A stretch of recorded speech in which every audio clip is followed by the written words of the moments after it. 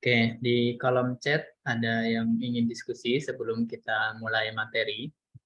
Dari Ustadz Abi Rafathar, pertanyaannya, Assalamualaikum Ustadz, Anda mau bertanya tentang tanda pasien yang sudah dekat ajalnya. Ini sama persis dengan pertanyaan yang kemarin itu. Jadi ada saudara gitu, nanya seperti itu, apa tanda-tanda orang yang mau meninggal gitu. Karena mertuanya itu usianya sudah 100 tahun lebih gitu, sakit dan memang ya ini yang ingin Anda tanyakan juga nih. Eh, ada ini bahwa si orang tersebut dulunya tuh pernah menyimpan benda-benda gitu kan. Punya benda pusaka, punya amalan gitu. Emang apakah benar gitu yang kalau punya benda-benda seperti itu tuh jadi maaf ya misalkan sulit untuk ajalnya atau gimana seperti itu. Nyambung ke pertanyaan yang ini, Sir. Tanda-tanda orang yang pasien yang dekat dengan ajalnya. Pada Sir. Baik, yang pertama pijakan nas ya. Pijakan nas itu harus dipegang terlebih dahulu. Itu yang jadi pijakan kita sehingga kita nanti memposisikan diagnosa di mana supaya lebih selamat secara akidah. Jadi secara nas tentang kematian, tentang ajal itu tidak ada yang tahu kecuali hanya Allah. Yaitu prinsipnya begitu. Ya karena prinsipnya demikian, maka sebenarnya upaya untuk mengungkap fenomena tentang kematian itu malah tidak pas. Karena aslinya memang tidak ada yang tahu. Sedangkan tentang tanda-tanda fisik yang mulai melemah dan di dunia kedokteran itu dikenal, yang lebih paham tentang hal ini adalah dunia kedokteran. Tapi itu pun pada saat kondisi orang sudah di atas pembaringan, lalu kemudian terjadi ini fungsi organnya sudah sekian persen, kemudian kondisi sudah mulai tidak bisa membuka mata, tidak bisa merespon orang di sekitarnya. Lalu di dunia kedokteran itu dikenal. Nanti mereka punya beberapa istilah. Dulu saya waktu menemani kakak saya almarhum, itu dokternya sudah bisa memberikan apa namanya, ini apa itu istilahnya, ini sudah dalam kondisi koma tidak sadar dan biasanya mohon maaf tinggal nunggu waktu karena sudah semua fungsi sudah tidak bisa normal. Nah kalau yang semacam itu masih sangat memungkinkan, yaitu hanya para dokter tenaga medis yang mengerti tentang hal itu. Kemudian mengenai tanda-tanda yang kalau orang itu masih dalam kondisi normal, bisa makan, bisa beraktivitas, itu kita tidak layak dan tidak pas untuk membicarakan apakah ini sudah meninggal atau sudah saatnya meninggal, sudah dekat atau sudah dekat dengan ajalnya atau belum. Hal itu tidak perlu kita gali ke arah sana. Walaupun misalnya dia sudah sakit sangat keras gitu, tapi masih bisa komunikasi di atas pembaringan, itu tetap tidak bisa kita simpulkan orang ini mendekati masa ajalnya. Ada mungkin sebagian gejala, sebagian tanda misalnya orang dalam kondisi drop, koma, lalu tiba-tiba sadar seketika, terus fresh. Kadang itu juga setelah itu biasanya, kadang beberapa yang saya temui setelah fresh itu meninggal misalnya. Tapi itu sifatnya apa ya? Itu kondisi di lapangan dan tidak bisa dipastikan sama sekali. Dulu sempat ada artikel-artikel mungkin berasal dari Malaysia atau dari mana kalau tidak salah. Tanda menjelang 100 hari, kemudian menjelang 40 hari kematian, kemudian 7 hari, kemudian menjelang kurang 1 hari, itu kan ada yang nulis begitu, tapi tulisan itu tidak ada referensinya. Jadi tidak ada nas yang memastikan tentang hal itu. Yang gaib itu ya tetap gaib, kematian termasuk hal yang gaib. Jadi ya sudah kita berlepas diri dari hal yang begitu. Yang penting ikhtiar kita, kalau ada orang sakit ya dibantu. Tidak lebih, tidak kurang. Kalau misalnya dia masih kondisi sakit dan terus-menerus kondisinya stagnan, ya sudah mudah-mudahan itu jadi amal soleh bagi orang yang merawat. Disikapi sesederhana itu. Lalu kemudian apakah jin itu bisa mencegah malaikat maut atau membuat matinya susah? Enggak lah. Jadi jin itu tidak akan bisa memperpanjang usia orang atau mempercepat usia orang. Takdir kematian itu sudah ada ketentuannya, jam, hari, tanggalnya sudah pasti dan itu hanya Allah yang Maha tahu. Sehingga jin walaupun ada, dia tidak akan bisa mempercepat atau memperlambat dalam diri seseorang. Jadi kenapa orang itu susah? Ya memang misalnya Nabi SAW menyebutkan di salah satu hadis tentang orang yang kesurupan menjelang sakaratul maut itu memang ada. Ada beberapa nas yang menyebutkan begitu. Makanya salah satu doanya adalah kita disuruh berlindung kepada Allah dari kesurupan menjelang sakaratul maut. Jadi memang ada jin yang setan yang ganggu kita menjelang sakaratul maut itu. Saya lupa di bukunya Syekh Ridha Basya yang kemarin saya share itu di sana juga ada disebutkan tentang itu.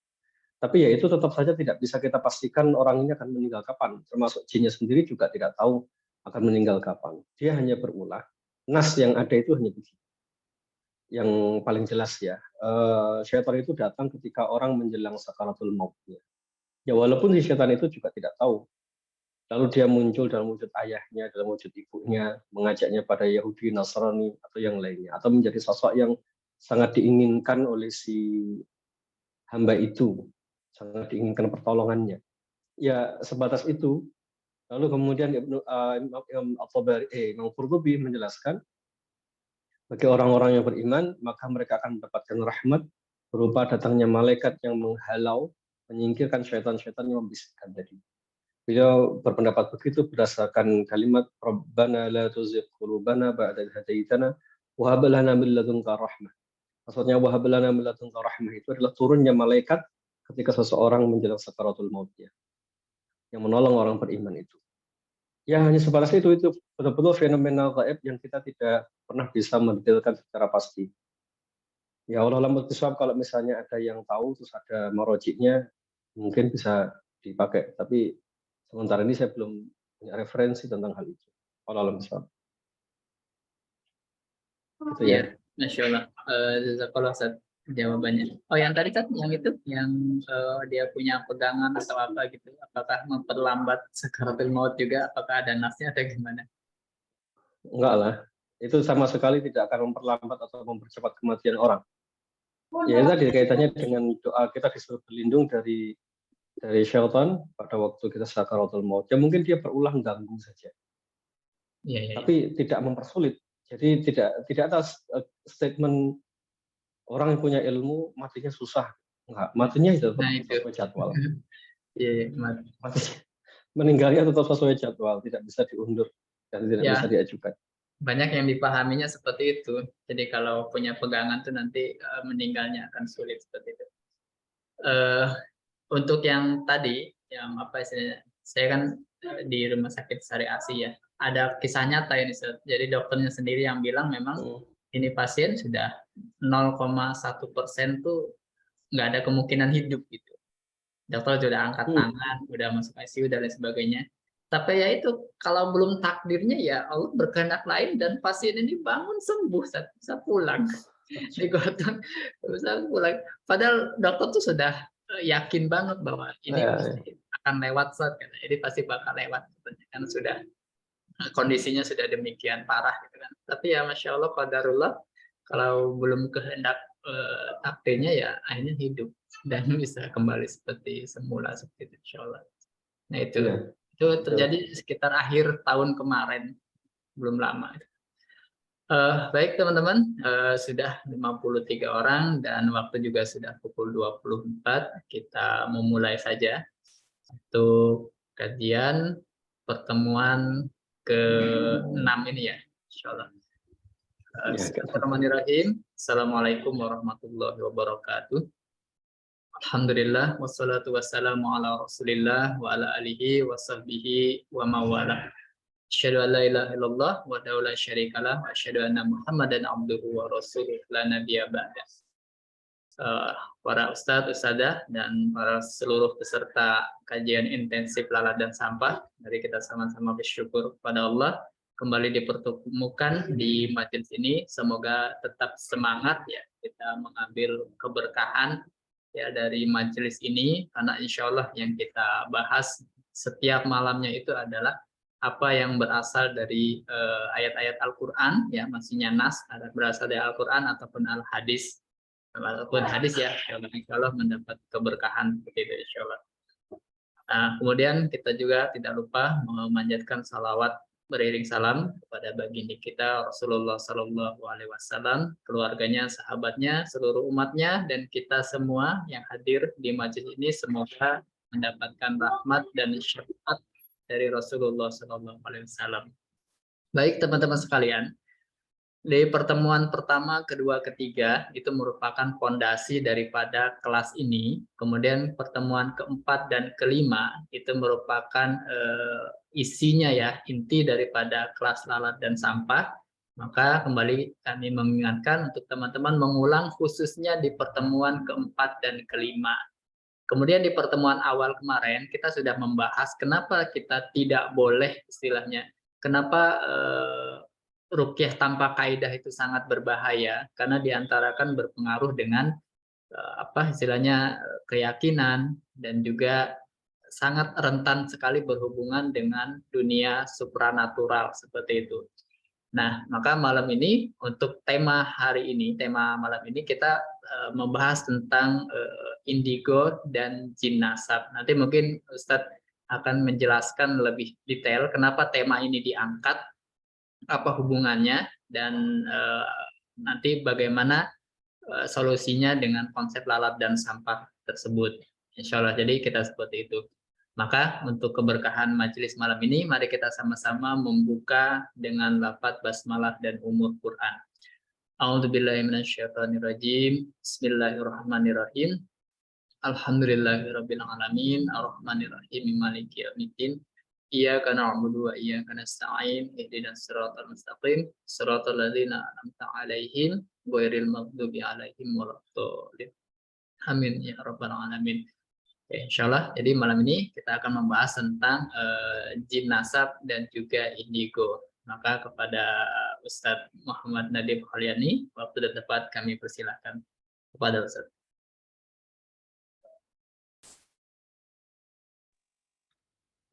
Bismillahirrahmanirrahim. Assalamualaikum warahmatullahi wabarakatuh.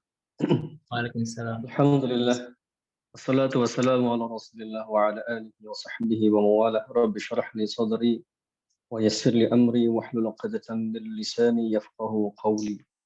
Subhanaka la ilma lana illa ma 'allamtana innaka antal alimul hakim.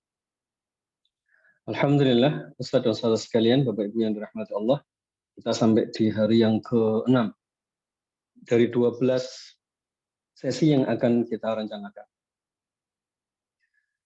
Pada pembahasan sesi yang keempat dan kelima, ada sisi peralihan yang perlu kita diskusikan terlebih dahulu sebelum masuk ke tema yang murni gaib, yaitu tema tentang jin nasab dan sejenisnya. Sebelum masuk ke sana, ada tema yang menjadi transisi yang perlu kita pahami, karena nanti orang akan memahami tema lalat dan sampah kemarin yang dijelaskan oleh Ustadz Dwi Aprianto, dan kita diskusikan lebih panjang penjabarannya, itu akan disikapi secara ekstrim, secara berlebihan, sehingga ada kesan bahwa ketika orang mempelajari konsep itu akan mengabaikan pengobatan atau model pengobatan yang lainnya. Nah, itu yang menjadi problem. Munculnya sikap ekstrim, munculnya sikap secara berlebih-lebihan dalam menyikapi ilmu pengobatan. Nah, untuk memahami ke sana, saya kutipkan dari dua maraji. Pertama di bukunya Syabul Barok di daurah yang ketiga, yang berikutnya di bukunya Syekh Riyad Muhammad Samahah. Saya rangkum jadi satu, ada penjelasan tentang 4 jenis penyakit ini. Yang pertama, penyakit itu adalah penyakit jasadi, yaitu penyakit yang mengenai, yang kena kepada jasad. Yang ini adalah domain atau menjadi wilayah para dokter, para ilmuwan yang selama ini telah ratusan tahun berkecimpung di dalamnya. Ilmunya sudah sangat luar biasa, sudah disusun sangat luar biasa, dan dengan prosedur yang sudah sangat standar. Kemudian di dunia ilmu psikologi, yang kedua adalah penyakit psikis. Penyakit psikis ini adalah penyakit yang mengena atau kena kepada sisi kejiwaan seseorang. Kalau yang pertama jadi jasad, yang kedua ini nafsiyah atau kepribadian atau jiwa yang dialami oleh seseorang. Mulai dari tingkat yang paling ringan berupa kesedihan, marah, dan jenisnya, sampai yang mengalami mental disorder atau gangguan kejiwaan. Nah, ini semua telah dibahas panjang lebar oleh para psikolog atau psikiatri atau di dunia psikiatri. Dan mereka telah membahas dengan berbagai macam pendekatan. Dengan pendekatan keilmuan, kejiwaan maksudnya, kemudian dengan pendekatan fisik, jadi tetap dikasih obat dan sejenisnya. Nah, apakah kalau jasad kita tinggalkan ya, karena ini sudah jelas sekali. Di jasad ini Tibbun Nabawi juga berperan di dalamnya. Pengobatan-pengobatan yang lain juga berperan di dalamnya. Ada TCM kalau misalnya dari Cina, atau misalnya kalau dari lokal ya, pengobatan tradisional mungkin juga ada. Di Tibbun Nabawi juga sangat banyak, misalnya fasdu, kemudian bekam. Nah, itu adalah pengobatan yang akan bersinergi di wilayah jasadi. Kemudian dari sisi psikis, kejiwaan, ini lebih banyak didominasi oleh ilmu-ilmu barat murni dan ilmu filsafat yang banyak yang dominan. Sementara program terapi terapi kejiwaan dari sudut pandang Qurani itu masih sangat sedikit referensinya. Atau setidaknya itu yang mungkin saya belum tahu ya. Terapi kejiwaan dengan sudut pandang terapi Qurani yang sangat detail sebagaimana fisik mungkin belum ada.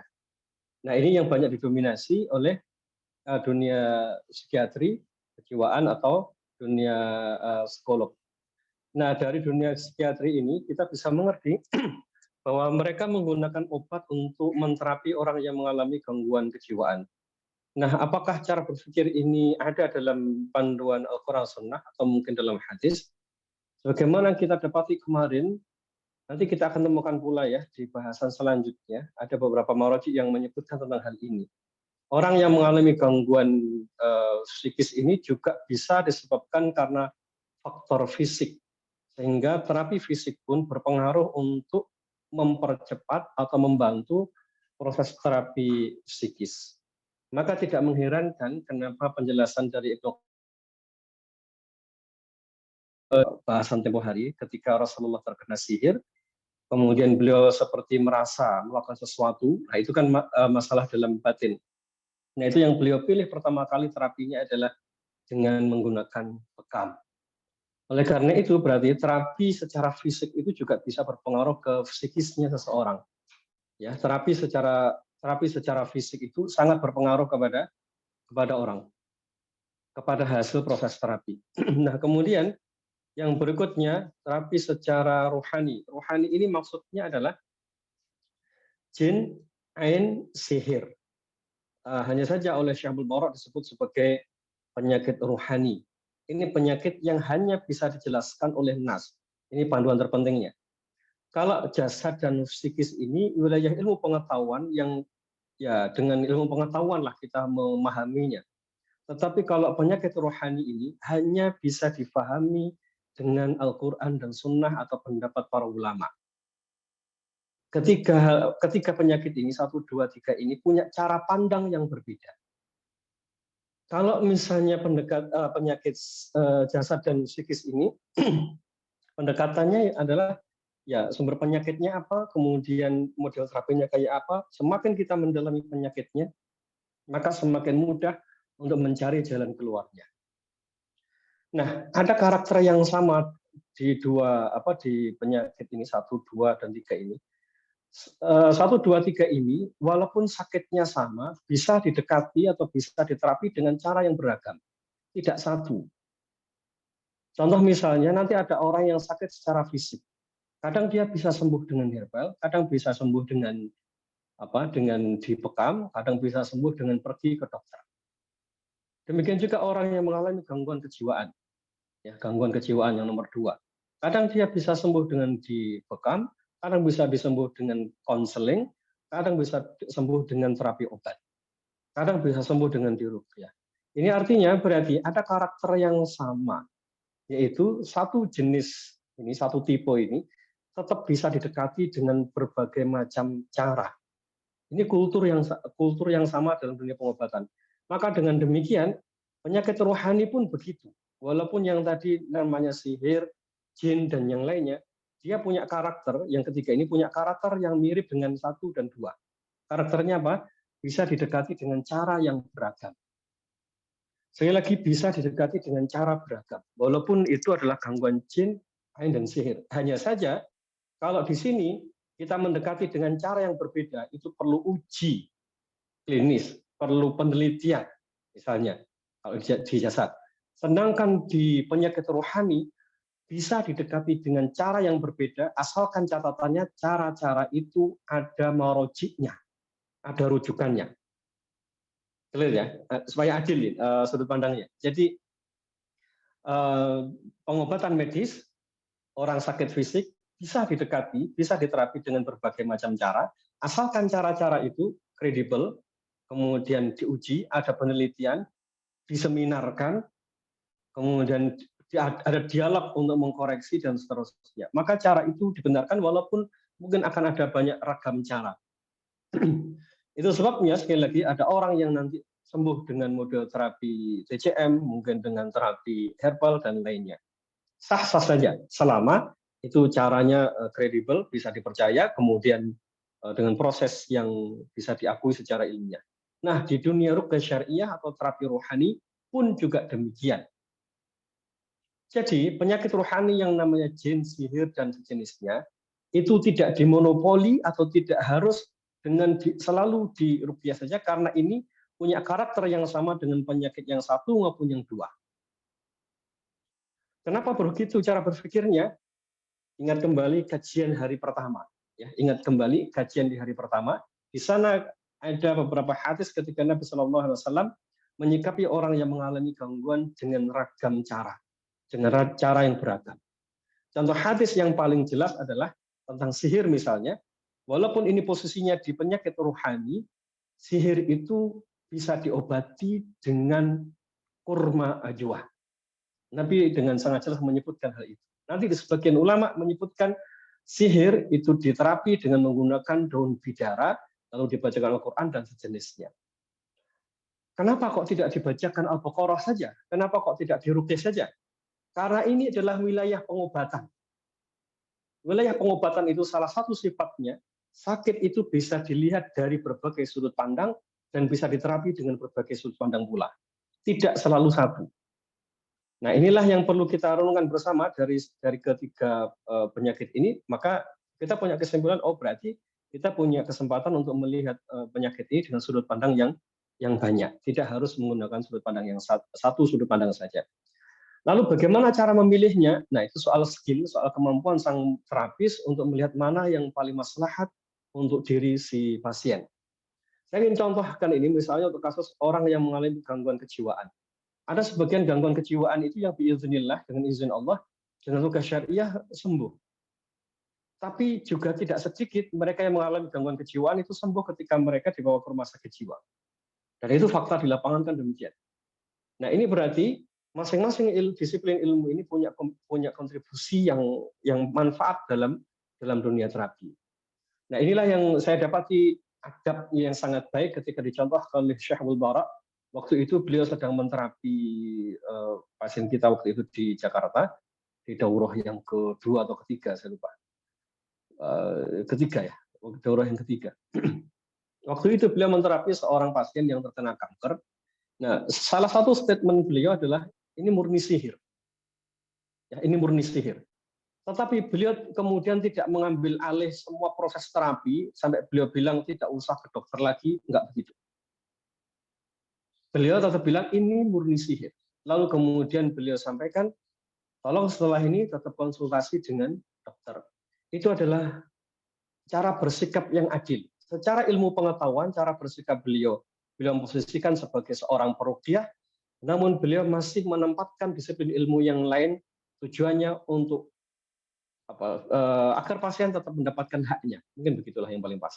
Agar pasien tetap mendapatkan haknya dengan terapi itu tadi. Dan catatan yang terpenting adalah dengan beberapa ragam cara terapi yang disebutkan oleh Nabi SAW di pertemuan pertama kemarin, akhirnya kita bisa mengerti, oh ternyata satu sakit itu bisa dilihat dari berbagai macam cara.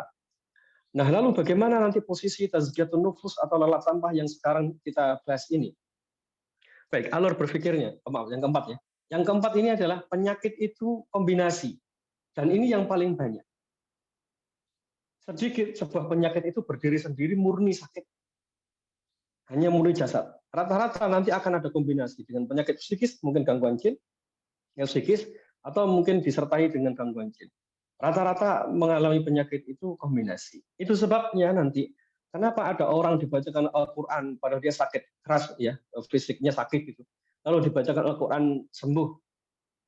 Mungkin itu karena rahmat Allah dengan Al-Quran itu jasadnya kemudian diperbaiki oleh Allah dengan bacaan Al-Quran yang ia dengar. Atau bisa jadi sebenarnya sakit jasad yang ia alami itu adalah penyakit rohani. Paham ya? Jadi bisa jadi itu sakit jasad biasa, lalu ketika dibacakan Al-Quran Allah berikan rahmat sehingga sembuh sakit jasadnya. Atau bisa jadi sakit jasad itu sebenarnya adalah gangguan jin, ain atau sihir, atau psikis saja. Nah, makanya kemudian ketika diterapi dengan nasihat, terapi dengan Al-Quran, kemudian dia ternyata bisa sembuh dengan cepat. Itulah kenapa akhirnya kita memposisikan konsep dari Ustadz Dwi Abrianto itu sebagai dasar pijakan untuk melihat semua jenis penyakit ini. Mari kita lihat landasan berpikirnya dulu. Baik, yang pertama, ekstremitas dalam pemahaman terjadi karena akibat dari pemahaman yang parsial. Maksudnya ini seringkali nanti kita akan temui, kadang kita temui ada sebagian orang yang terlalu ekstrim dalam menyikapi pemahaman, sehingga berlebih-lebihan, lalu menyangka bahwa tidak ada pengobatan lain kecuali ilmu yang dipelajarinya sendiri. Ini akibat dari ketidakpahaman terhadap nas. Perhatikan sekali lagi pertemuan pertama, pertemuan kedua, dan pertemuan ketiga. Di sana beragam sekali apa yang dilakukan oleh Rasulullah dan para ulama. Penyakit itu didekati atau dilihat dari berbagai macam sudut pandang. Hal ini mengabaikan fakta bahwa apa yang terjadi pada pasien kadang adalah akumulasi dari berbagai penyakit dan sebab. Kita lewati. Kemudian yang kedua, Nabi menggunakan pendekatan yang beragam kepada pasien. Hal ini mengindikasikan kasus atau sakit bisa dilihat dari berbagai sudut pandang. Baik. Pemahaman kita lewati. Nah, yang keempat ini yang penting. Keunggulan dalam terapi spiritual yang dijelaskan oleh Ibnu Qayyim al-Jauziyah atau yang lainnya tidak berarti mengabaikan teori pengobatan yang lainnya. Garis bawahi poin ini ya. Tidak berarti mengabaikan pengobatan yang lainnya dan kita tidak boleh punya sikap itu. Walaupun kita bukan berada di terapi spiritual, tapi kita contohkan misalnya terapi spiritual dulu ya. Karena hal yang demikian ini karena beliau juga menjelaskan model terapi tersebut. Maksudnya, apa yang terjadi? Ibnu Qayyim al-Jauziyah, misalnya, beliau menyebutkan bekam sebagai pengobatan paling manjur dan terbaik. Ya, ini kalimat beliau, masih ingatnya pembahasan kemarin. Beliau menyebut bekam itu pengobatan terbaik ketika beliau menjelaskan ketika Nabi SAW terkena sihir. Beliau dengan terang benderang menyebut bekam ini pengobatan yang sangat manjur. Namun, itu tidak berarti bahwa beliau sedang mengabaikan pengobatan yang lainnya. Beliau hanya sedang memberikan sifat, begitulah yang namanya bekam, itu pengobatan yang sangat baik, yang sangat manjur. Sehingga beliau juga tidak menganggap bahwa bekam itu bisa menggantikan model semua terapi. Karena kalau Anda melihat di bukunya Ibnu Qayyim di Zadul Ma'ad atau di Tibun Nabawi, itu banyak sekali. Bekam itu hanya satu sub saja di buku beliau. Model terapinya banyak sekali yang beliau sebutkan. Beliau juga menyebut keajaiban terapi spiritual dengan kalimat seperti ini. Ini yang saya catat dari pertemuan kemarin ya. Mudah-mudahan masih ingat. Kami telah mencoba berbagai bentuk pengobatan ini, zikir, sedekah, menolong orang lain dan lainnya. Demikian juga selain kami telah mencobanya dalam banyak kasus. Ternyata ia dapat berfungsi lebih dari yang bisa dilakukan oleh obat-obatan biasa. Coba, kalimat ini terkesan sangat ekstrim, seolah-olah tidak butuh dengan obat. Seolah-olah mengabaikan dokter, seolah-olah mengabaikan tema bekam yang tadi manjur. Padahal ini tema spiritual, yaitu zikir sedekah. Sekali lagi, ini hanya sedang menjelaskan ada sebuah metode Nabawi yang sangat menakjubkan, bernama zikir sedekah, menolong orang lain, amal soleh, taubat, dan sejenisnya. Itu sangat menakjubkan. Namun cara memahaminya bukan berarti ini kemudian mengabaikan pengobatan yang lain, tidak begitu. Nah, inilah yang kemarin kita bahas di hari yang ketiga tentang kesalahpahaman terhadap hadis Habatus Sauda. Penjelasan Ibnu Qayyim al-Jauziyah itu sama seperti dalam surah Tudammiruhu kulla syai'in bi rabbiha. Kalau nggak salah ayat berapa itu? Angin itu menghancurkan segala sesuatu, tapi maksudnya bukan semuanya. Maksudnya banyak sekali yang bisa dihancurkan oleh angin. Nah, demikian juga dengan cara memahami kalimat ini. Ini tidak berarti terus pengobatan yang lainnya dibuang. Gitu ya. Kemudian poin yang kedua, ini kalimat dari Ibnu Qayyim al-Jauziyah di Zadul Ma'ad. Taubat dapat menguras segala materi dan unsur berbahaya yang menjadi penyebab penyakit. Ini sedang membahas keutamaan taubat, bukan sedang menghapuskan bentuk terapi yang lainnya. Maka kalau cara berpikirnya ekstrim, nanti berpikirnya jadi begini. Wah, kalau gitu tobat saja, nggak usah pergi ke dokter. Ya ini tentu keliru, ya. Tentu ini keliru. Tidak demikian cara berpikir yang diajarkan oleh beliau. Kemudian ucapan secara alami bisa memberikan kekuatan pada jiwa, membangkitkan stamina, bahkan merangsang panas tubuh yang wajar sehingga membantu mengusir penyakit atau setidaknya meringankannya. Ada beberapa hal yang terjadi ketika orang mendapatkan kalimat yang positif. Satu, membuat energi dalam tubuh menguat, kemudian bisa mengusir penyakit, kemudian bisa meringankan penyakit. Ya, faktanya demikian yang ditemukan dan beliau menafsirkan ini dari salah satu hadis. Tapi cara berpikirnya tidak berarti bahwa ini cukup untuk mengatasi penyakit. Maka kita menemukan nanti di-share di grup-grup WA, di artikel cara mengobati kanker dengan cara berterima kasih kepada kankernya. Pokoknya berpikir positif saja nanti kankernya akan hilang sendiri. Tentu tidak begitu. Tentu tidak begitu. Walaupun cara berpikir tadi itu sangat bermanfaat untuk kesembuhan, ya, namun tidak berarti ini akan mengabaikan semua terapi yang lain. Nah, maka posisi yang ideal dari konsep lala dan sampah atau tazkiyatun nufus atau apapun lah namanya, itu bagaimana? Yang pas adalah menempatkan terapi spiritual dan tazkiyatun nufus tadi sebagai dasar terapi. Dan tetap menerima model terapi yang lain selama maslahat, ya, baik kontemporer maupun yang modern, komplementer maupun yang modern. Itulah sikap yang kita pilih, sikap pertengahan. Ilustrasinya mungkin begini. Ini penyakit jasad, penyakit psikis, ruhi atau jin, sihir ain, lalu kombinasi. Di sini didekati dengan kedokteran terapi fisik, psikolog dan psikiater, kemudian yang rohani, ruqyah syariah, kemudian kombinasi. Nah, kemudian tazkiyatun nufus di mana? Tazkiyatun nufus itu dasar dari semua model terapi ini. Jadi, orang sakit jasad bisa dinasihati, bisa diajak sabar. Manfaatnya apa? Untuk menguatkan dirinya. Orang sakit psikis tentu bisa dinasihati, tentu bisa diajak tazkiyatun nufus. Orang yang terkena gangguan jin bisa dilakukan itu. Jadi itu makanya kita sebut ini sebagai dasar terapi. Kalau di bahasan di hari keempat kemarin, saya menyebut LS itu sebagai prakondisi sebelum ruqyah. Prakondisi, bukanlah ruqyah itu sendiri, tapi prakondisi. Ya, sebelum ruqyah. Baik, dengan memahami ini mudah-mudahan tidak ada saling berselisih antara disiplin-disiplin ilmu ini. Karena pada dasarnya semua bermanfaat, bisa memberikan maslahat untuk kesembuhan. Gitu ya, insyaallah ini posisi ruqyah, posisi tazkiyatun nufus dan terapi Qur'ani.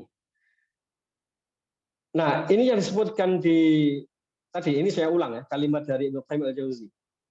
Taubat menguras segala bentuk penyakit, ya, materi, hal yang berbahaya, kemudian ucapan yang positif yang menguatkan jiwa. Ini dua hal.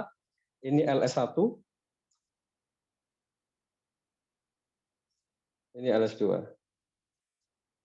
Membangun kekuatan seseorang. Yang ini diajak bertaubat, menemukan sesuatu yang buruk dalam diri, kemudian kalau yang ini diajak untuk selalu berpikir positif, berjiwa lapang, bertauhid dengan benar, menumbuhkan perasaan cinta kepada Allah dan Rasul-Nya, tunduk patuh, beriman pada Allah. Itu yang membuat rohani seseorang menjadi kuat. Nah, kalau demikian dasarnya, maka nanti setelah itu dia bisa menggunakan terapi apapun. Kalau ternyata Allah takdirkan dengan proses tazkiyatun nufus tadi sembuh, maka ya alhamdulillah, ini selaras dengan disebutkan oleh Ibnu Qayyim bahwa taubat itu bisa menguras bentuk materi yang berbahaya. Kalau dengan nasihat ternyata Allah sembuhkan orang itu, ya mungkin memang dengan nasihat itu jiwanya menjadi kuat.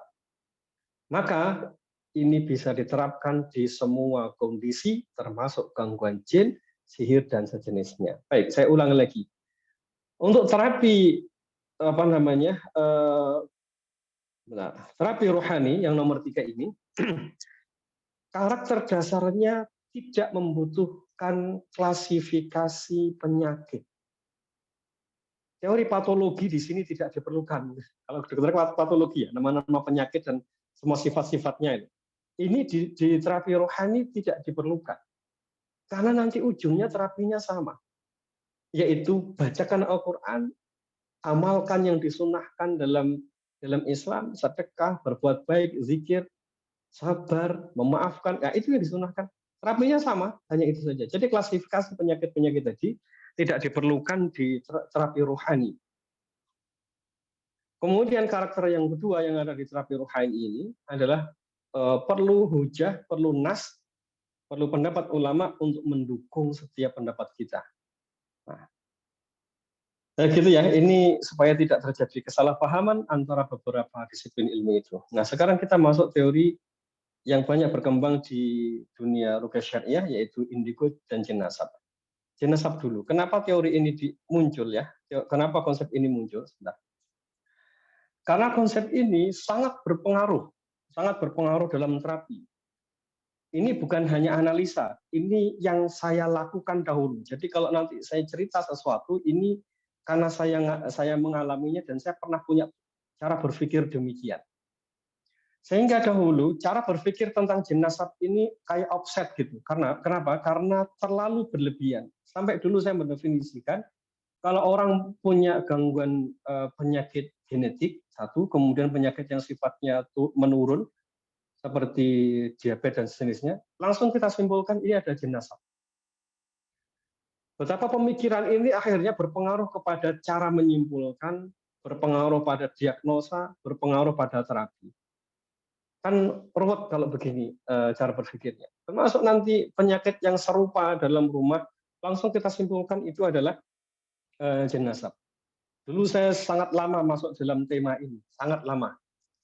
Masuk di tema ini ya cukup pusing lah dulu berpikir tentang hal ini. Bahkan dulu saya sampai membuat sebuah kesimpulan, semua problem gangguan jin itu bermula dari jin nasab. Baik yang namanya sihir, kesurupan, dicintai jin, apapun namanya, selalu saya simpulkan kaitannya dengan jin nasab. Karena memang fakta di lapangan yang pernah saya temukan begitu. Tapi terapi rohani itu tidak berpijak pada pengalaman. Ini yang kita bahas di hari kedua kemarin. Terapi rohani itu tidak berpijak pada pengalaman, tetapi berpijak pada nas. Kalau berpijak pada pengalaman, pada tema terapi rohani itu sangat beresiko. Kenapa? Karena nanti 10 orang dengan pengalaman yang berbeda akan punya kesimpulan yang berbeda pula. Bahkan 10 orang dengan kasus yang sama akan punya kesimpulan yang berbeda. Kenapa? Karena sekali lagi ini wilayah yang abstrak, wilayah yang gaib. Nah, teori jin nasab itu bagaimana? Nanti kalau salah mohon dikoreksi, tapi ini yang saya lihat di lapangan dan saya memang kesulitan untuk mencari maroji. Konsep jin nasab itu, teman-teman sekalian, kalau misalnya antum baca artikel di internet, sepertinya yang pertama kali nulis jin nasab di internet itu saya. Yang pertama kali mengenalkan istilah jin nasab. Nanti antum bisa cari tanggal bulannya. Saya pernah nulis ini di sekitar tahun 2009 kalau tidak salah. Makanya sekarang saya ingin menghapuskan ini dengan cara menyampaikan hal yang sebalik. Mudah-mudahan Allah mengampuni. Baik, teman-teman sekalian, konsep ini tujuannya adalah agar kita mengerti, ini menurut supranatural dulu ya, ini yang kita bahas sekarang ini yang supranatural dulu. Tujuannya supaya kita ngerti alurnya saja, kemudian memahami terjadinya penularan konsep tersebut ke dalam dunia syariah. Baik, begini situasinya. Jadi yang terjadi dalam dunia syariah, saya cerita apa adanya ya ke antum sekalian.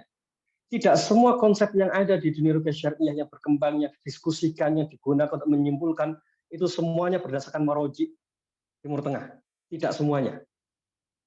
Tidak semuanya menggunakan maroji yang kredibel.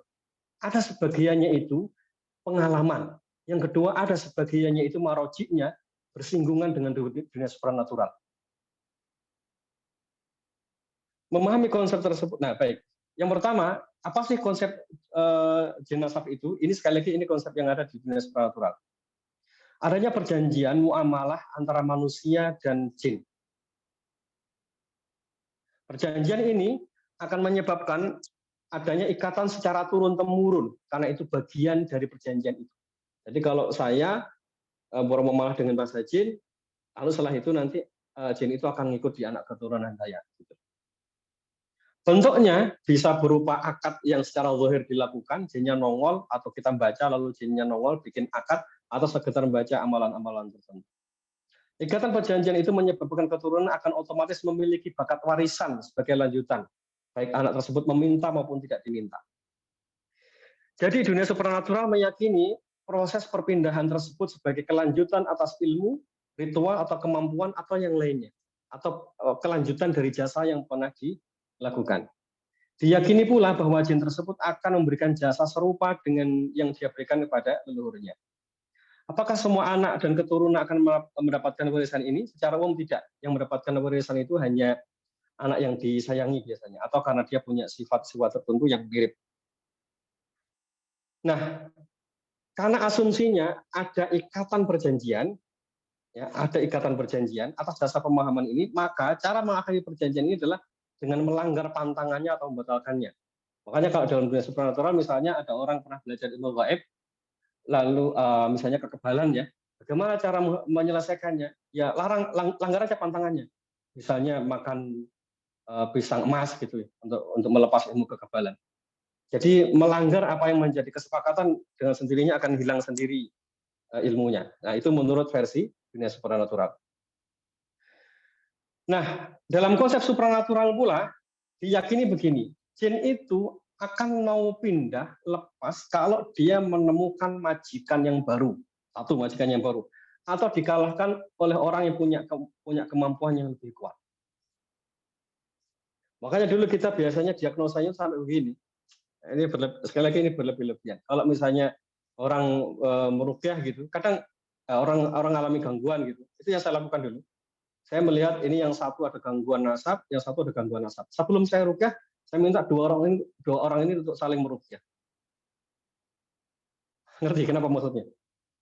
Karena ada konsep ini.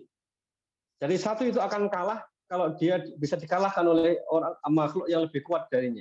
Jadi supaya saya ringan, dua orang ini saya suruh saling meruqyah dulu. Bukan karena saya berpijak ruqyahnya saling memberi manfaat antara dua orang ini, enggak. Dalam pikiran saya, di balik pikiran saya waktu itu, ini di satu orangnya ada jenazah, di satunya ada jenazah. Nah, biar saya ringan, saya suruh mereka saling meruqyah dulu. Asumsi saya, nanti di belakangnya pasti ikut berantem. Yang satu pasti tepar duluan, nanti yang kelemah. Sehingga setelah itu saya ngeruqyahnya lebih gampang. Astagfirullahaladzim, itu ya. Atau jangan ketawa ya.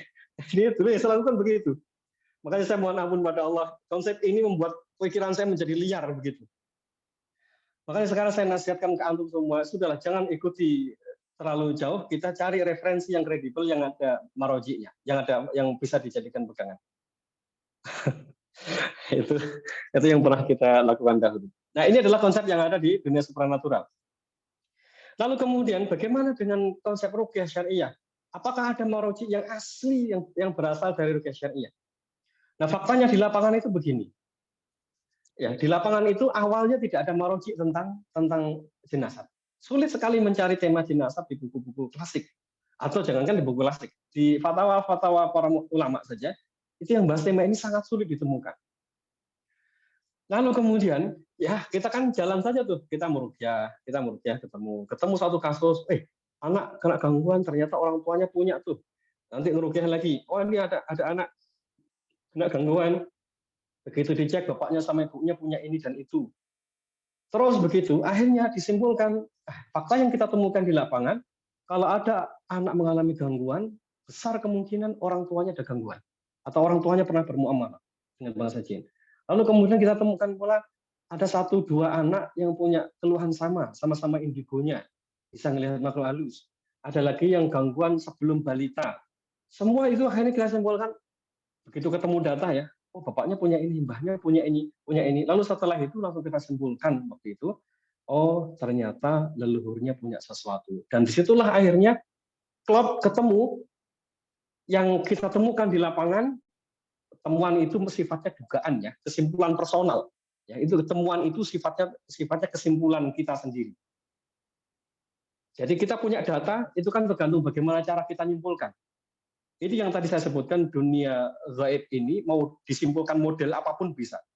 Nah, karena sebelumnya telah membaca referensi supranatural, kesimpulan kita yang kita temukan dengan data di lapangan tadi, akhirnya terbawa pada kesimpulan yang tadi ada di dunia supranatural. Akhirnya betul ya, memang banyak ikut. Apalagi misalnya ketika reaksi, aku macan, aing mau, saya macan berasal dari mbahnya, dari Prabu Siliwangi, dan yang lainnya. Itu akhirnya kita menyimpulkan, oh memang begitu ya kayaknya. Nah inilah akhirnya kita menyimpulkan di lapangan kok mirip dengan dunia supernatural. Disitulah kemudian terjadi pertemuan antara konsep supernatural dan yang ditemukan di lapangan. Dan Masya Allahnya di situ waktu itu kita belum pernah belajar kepada para masyayikh, belum ada syekh yang kita undang ke Indonesia. Jadi akhirnya liar, setiap orang punya kesimpulannya masing-masing, bahkan hanya belajar dari internet. Kalau mau jujur sejujur-jujurnya, sebenarnya proses belajar kita dulu tentang jin nasab seperti ini, bukan dengan maroji. Ya, kita temukan di lapangan misalnya anak memiliki kemampuan supernatural tanpa belajar. Anak-anak tersebut mengalami gangguan meskipun tidak menerimanya. Dan seterusnya lah. Jadi akhirnya temuan-temuan ini kok ada irisan ya gitu, ada irisan dengan konsep supernatural tadi. Nah, karena konsep dasarnya itu adalah perjanjian, ya, ada ikatan, lalu turun. Maka karena tidak ada maroji, dan maroji satu-satunya adalah supranatural, maka cara terapi yang dipilih berdasarkan apa yang masuk dalam pikirannya. Karena asumsinya itu ada perikatan, perjanjian, maka untuk menyelesaikannya harus ada pembatalan. Itulah yang kemudian muncul dengan istilah ikrar pemutus. Itulah yang akhirnya muncul istilah ikrar pemutus. Jadi ikrar pemutus itu sebenarnya asal muasal konsep berpikirnya adalah adanya ikatan antara manusia dan bangsa jin, adanya muamalah itu. Nah, ikatan ini, perjanjian ini tidak bisa dilepas kecuali dibatalkan atau dilanggar pantangannya. Ini konsep supranatural. Begitu masuk ke dunia ruqyah, muncullah istilah ikrar pemutus.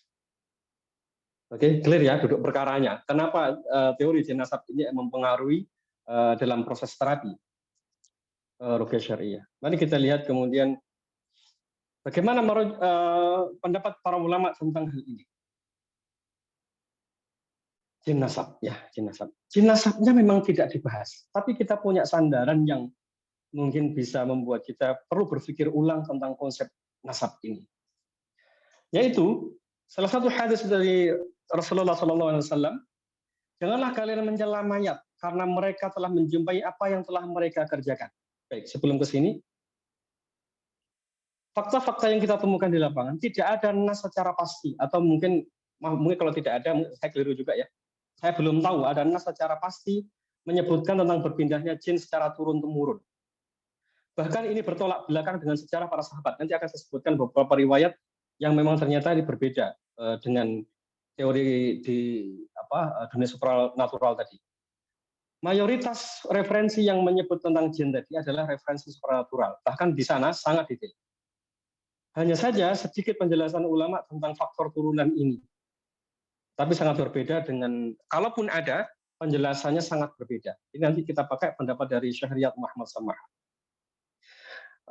Penisbatan gangguan jin kepada leluhur sangat berisiko menimpakan tuduhan buruk kepada orang yang sudah meninggal. Sedangkan hal ini ada larangan. Baik, seandainya pun leluhur benar-benar bekerja sama dengan jin, maka tetap tidak ada yang bisa memastikan benarkah jin yang ikut pada anak tersebut adalah jin yang berasal dari leluhurnya. Ya, jadi misalnya sekarang anak gangguan, mbahnya punya ilmu, tetap tidak bisa dipastikan ini jinnya mbahnya, tetap tidak bisa, karena itu faktor gaib. Nah, hadis Nabi SAW, janganlah kalian mencela mayat karena mereka telah menjumpai apa yang telah mereka kerjakan. Syekh Utsaimin mengatakan, Kalimat ini bersifat umum, sesungguhnya mereka telah menjumpai apa yang telah mereka kerjakan. Jika mereka baik, celaannya tidak akan mencelakakan mereka. Jika mereka orang yang jelek, mereka juga telah mendapatkan apa yang telah mereka lakukan. Kemudian penjelasan beliau selanjutnya, janganlah mencela mereka, janganlah menyebut kejelekan mereka, dan seterusnya.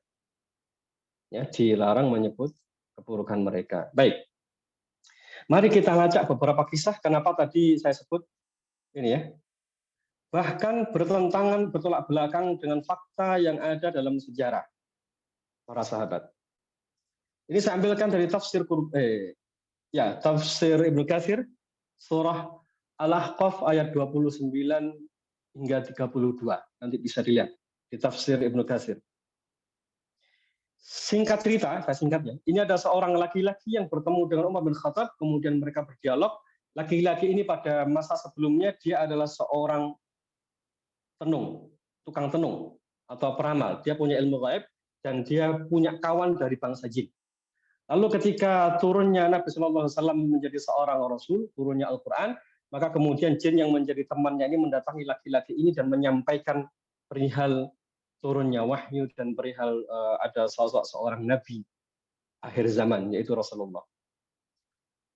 Kisah yang serupa dengan ini di tafsir yang sama, tafsir Ibnu Katsir surah Al-Kahf 29-23, yaitu kisah Sawad ibnu Qarib.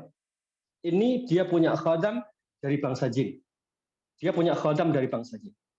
Umar bin Khattab bertanya kepada Sawad ibnu Qarib ini tentang kawannya waktu itu dari bangsa jin. Singkat cerita, saya singkatnya. Singkat cerita, Sawad ibnu Qarib ini menceritakan bahwa dulu dia ini bukan seorang muslim. Lalu temannya dari bangsa jin ini, dia mendapatkan hidayah karena dia termasuk jin yang biasa mendengarkan, kayaknya biasa mendengarkan informasi dari langit. Kemudian dia tahu ada seorang nabi yang diutus di akhir zaman. Kemudian dia termasuk yang mendengarkan nabi membacakan Al-Quran. Lalu jin itu menemui Sawad ibnu Qarib dan menyampaikan perihal turunnya wahyu. Hadirnya seorang nabi akhir zaman. Lalu kemudian Sawad ibnu Qarib ini menempuh perjalanan yang jauh. Beliau kemudian menemui Rasulullah dan menjadi seorang muslim.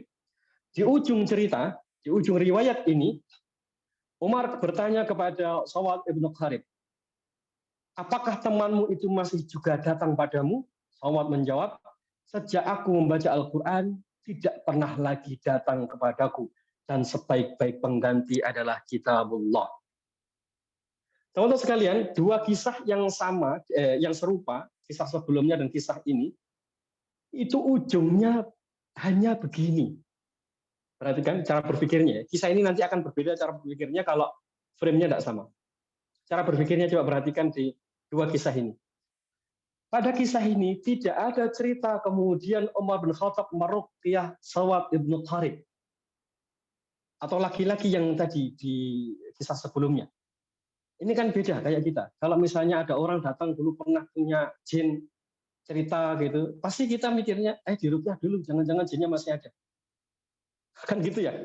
Begitu penasarannya kita ini dengan jin gitu.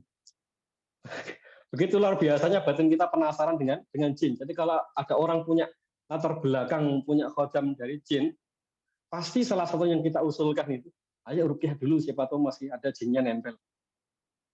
Perilaku semacam ini tidak dicontohkan oleh Umar bin Khattab. Padahal kisah ini terang benderang, Sawad ibnu Qarib dan laki-laki yang jadi, itu terang benderang menyebut bahwa mereka punya teman dari bangsa jin. Nah, satu lagi kisah yang saya dapati di Jami'ul Ulum wal Hikam karya Ibnu Rajab Al-Hambali. Beliau menyebutkan sebuah kisah, yaitu seorang wanita penyihir. Wanita ini seorang dukun, awalnya penyihir. Wanita ini datang ke Madinah, hendak menanyakan perihal taubatnya. Dia ini pengen taubat, datang ke Madinah. Waktu itu ia mendapati bahwa Rasulullah SAW telah wafat. Jadi akhirnya beliau tidak bertemu dengan Rasulullah. Beliau hanya bertemu dengan beberapa sahabat. Lalu kemudian para sahabat berkata, jika kedua orang tuamu atau salah satunya masih hidup, keduanya sudah cukup bagimu. Dalam riwayat yang beliau berkata, yang meriwayatkan ini, adalah ijma para ulama, ijma dari kalangan para sahabat bahwa berbakti pada orang tua sudah cukup bagi wanita penyihir tersebut. Setelah ini tidak ada penjelasan dari Ibnu Rajab. Beliau tidak mengutip lanjutan dari kisah ini. Juga tidak ada keterangan apakah wanita ini kemudian diruqyah, dipreteli ilmunya, misalnya. Dulu pernah punya ilmu apa, ayo diruqyah dulu. Enggak. Begitu dia telah bertaubat, dia hanya disuruh beramal soleh, yaitu berbakti pada orang tua. Itu sebabnya di pembahasan kita tadi, mana tadi? Gangguan jin itu memang perlu diruqyah kadang.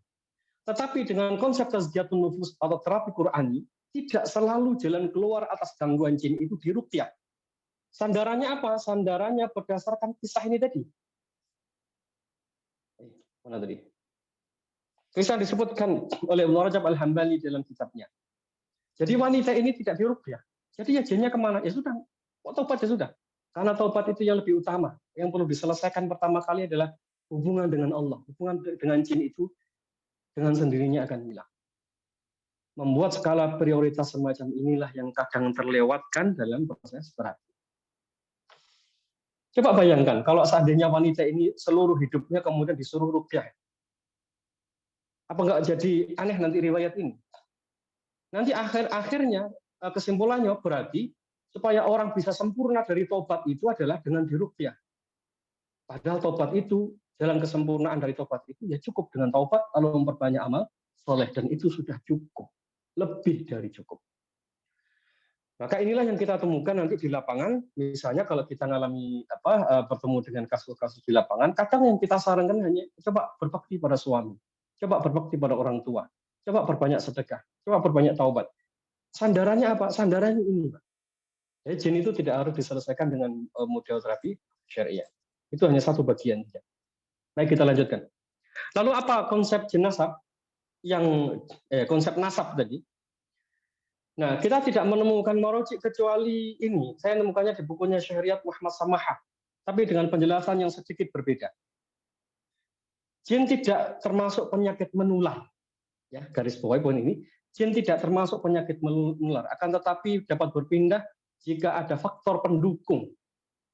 Bukan penyakit menular, bukan penyakit berpindah dari atas ke bawah, dari ayah ke anak, dari kakek kepada cucu. Tapi karena ada faktor pendukung. Yang pertama, faktor genetik. Yang beliau maksudkan faktor genetik itu adalah ada susunan saraf organ yang memungkinkan seseorang terkena gangguan jin.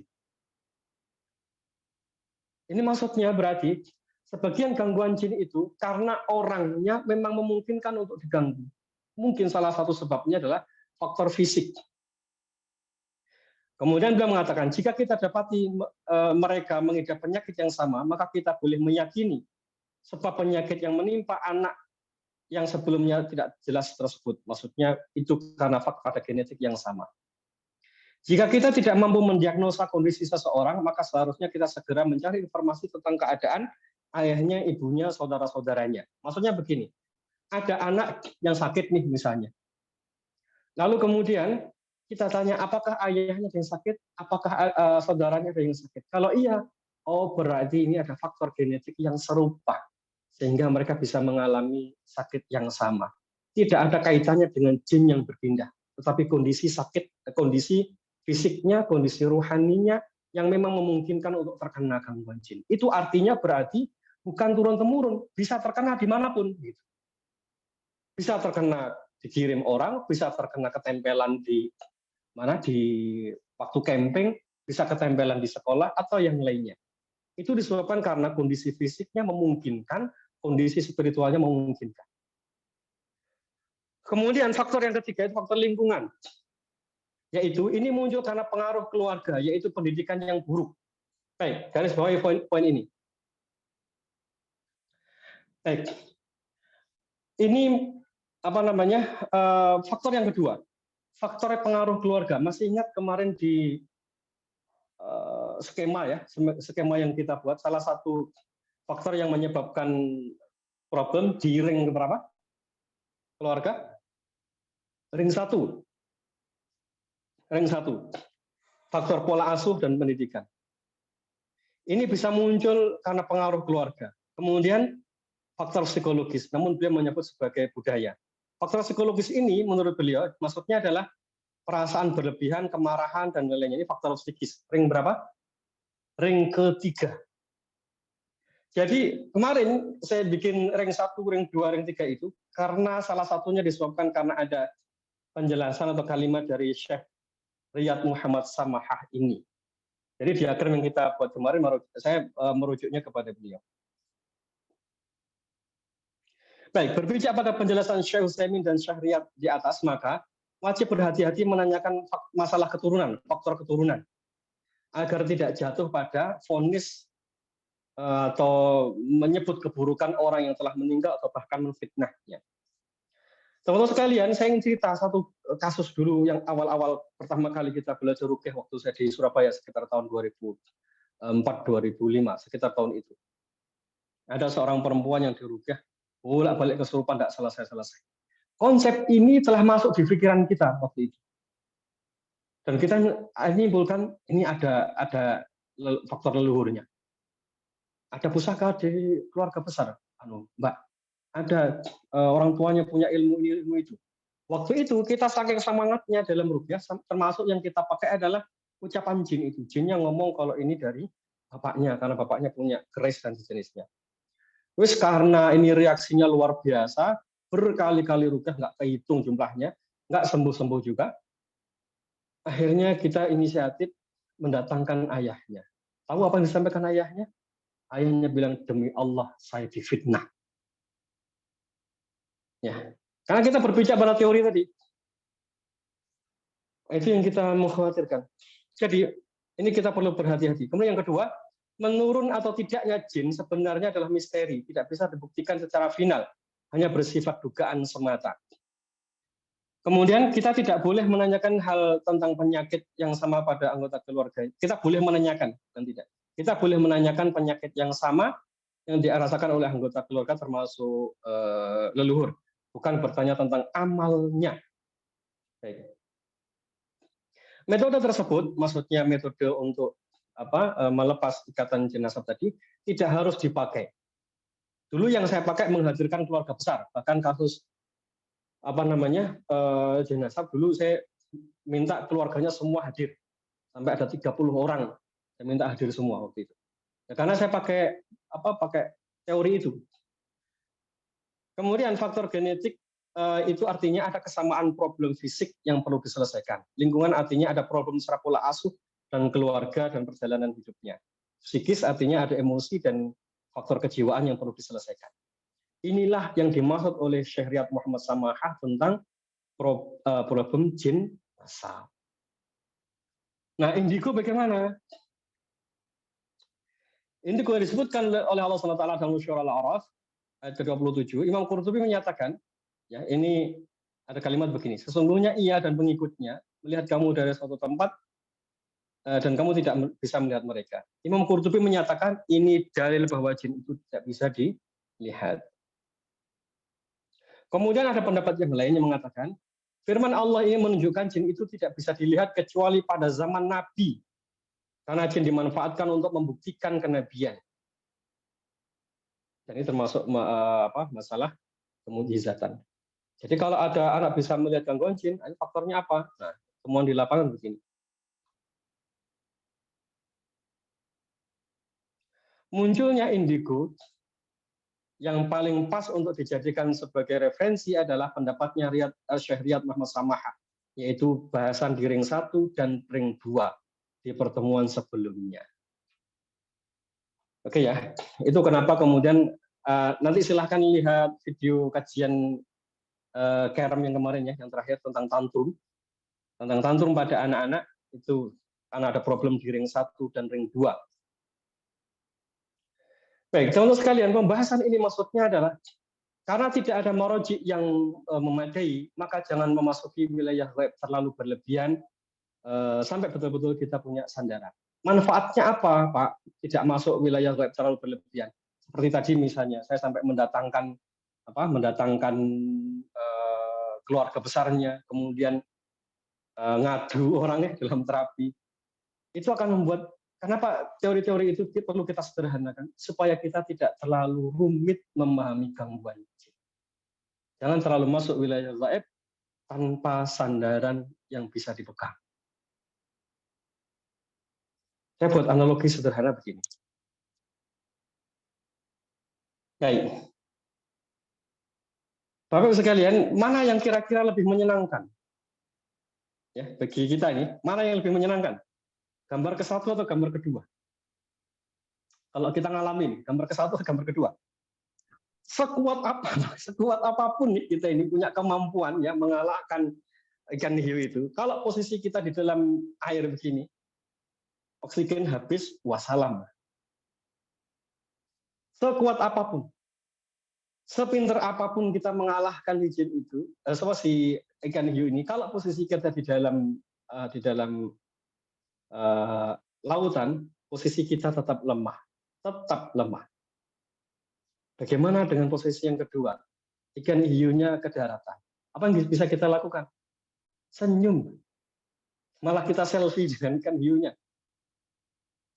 Apa maknanya? Ini hanya analogi saja ya, teman-teman sekalian. Analogi saja. Jadi maksudnya, hindarilah menuju lautan sekuat apapun diri kita ini. Sesemangat apapun. Maksudnya, jangan terlalu masuk dalam wilayah gaib ini terlalu berlebihan. Tetaplah bertahan di tepi pantai. Giringlah hiu itu ke pantai. Sekuat apapun hiu itu akan tetap kalah. Daratan itu adalah fitrah diri kita. Lautan itu adalah tema alam lain atau bangsa jin. Maksudnya apa? Berarti fokuslah pada diri kita sebagai manusia. Tentang hak, kewajiban, tawakal, memaafkan, sabar, menjalankan amanah. Hidup senormal mungkin.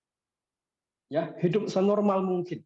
Jadi Bapak Ibu sekalian yang mungkin sekarang menjalani terapi yang sampai bikin sepaneng pikiran, sudah sederhanakan dulu cara terapinya, berusahalah senormal mungkin menjalani kehidupan kita.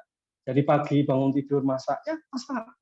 Kemudian menyiapkan perbekalan anak sekolah, ya siapkan. Malam kemudian menemani suami. Jalani hidup kita senormal mungkin. Itulah cara supaya kita bisa merasakan hidup ini enak. Nah, dengan cara itu, kita seperti seolah-olah menggiring bangsa jin itu, menggiring tema gaib itu ke wilayah daratan. Itulah kenapa kemarin saya contohkan misalnya seorang perempuan yang dia setiap kali tidur, dia dizinai oleh bangsa jin. Kita nggak usah masuk ke jinnya, nggak usah masuk ke ahli gaibnya, masuklah ke daratan. Apa itu? Fitrah dirinya sebagai seorang anak. Konflik antara anak dan orang tua.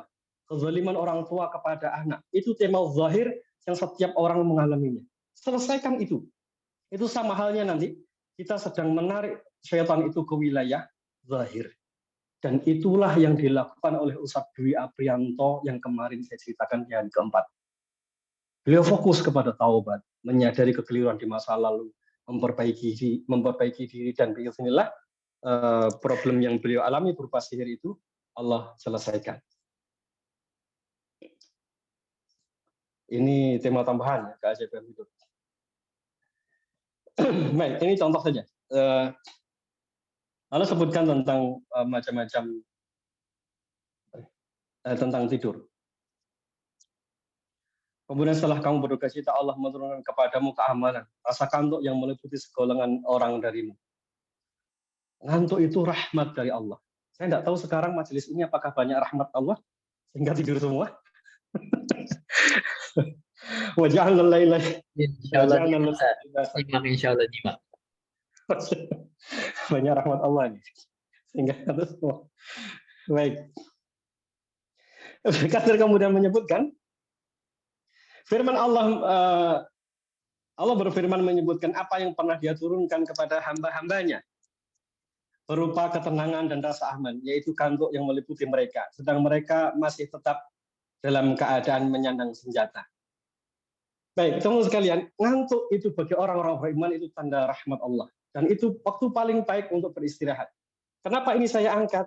Karena ada sebagian model terapi yang nanti dicontohkan dalam dunia ruqyah itu memasuki wilayah gaib terlalu berlebihan. Apa memasuki wilayah gaib terlalu berlebihan? Menjadikan tidur keluar dari fitrahnya. Fitrahnya tidur itu apa? Mendatangkan ketenangan dan rasa aman. Lalu tiba-tiba kita gunakan tidur untuk perang melawan jin. Tidur digunakan untuk nguber dukunnya. Ini malah tidur tidak nyenyak. Ya, tidur tidak nyenyak. Jadi gimana? Kembalikan tidur sesuai fitrahnya. Ini contoh tentang analogi tadi ya. Jangan memasuki wilayah ghaib terlalu berlebihan, tapi masukilah ke wilayah zahir. Kembalikan kepada fitrahnya. Tidur itu apa fitrahnya? Ya sudah, istirahat, menenangkan diri. Nah, itu. Bahkan nanti orang-orang yang mengalami gangguan psikis ya, salah satu tanda bahwa dia akan mudah segera pulih itu kalau dia sudah bisa tidur nyenyak. Sudah bisa tidur nyenyak. Jadi yang nanti terapi pasiennya mulai sering gelisah atau mulai awal-awal mengalami gangguan kejiwaan, nanti dicek pertama kali cek tidurnya. Kalau tidurnya itu bermasalah, nah itu yang perlu diselesaikan pertama kali adalah tidurnya. Termasuk anak-anak yang mengalami gangguan kecanduan ya, kecanduan game online. Itu yang harus dikembalikan pertama kali adalah siklus tidurnya. Untuk menghilangkan kecanduannya, siklus tidurnya harus dinormalkan dulu. Dan seterusnya ya.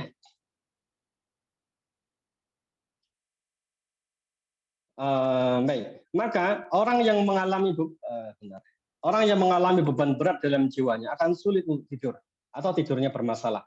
Maka jangan gunakan tidur untuk berperang dengan bangsa jin, karena syaitan memang lebih mudah beraksi, meskipun syaitan lebih mudah beraksi dalam tidur kita. Kembalikanlah tidur sebagaimana Al-Quran dan hadis menyebutkan sebagai tempat istirahat, menenangkan, tempat membangun kekuatan agar bisa beramal setelahnya. Jadi kalau nanti mau tidur, bismillah, doa, ya Allah, bangunkan saya untuk bisa salat malam, ya Allah jadikan ini tempat istirahat terbaik saya, berikan saya ketenangan dalam tidur saya. Nggak usah diniatkan untuk berantem dengan jinnya. Nah, ini pembahasan ini kaitannya adalah menyederhanakan cara berpikir tadi, karena konsep jin nasab dan jin pada umumnya itu terlalu berlebihan kita pahami. Alam besar, ini mungkin bahasan kita di hari ini. Semoga Allah berikan kefahaman. Ya, insya Allah.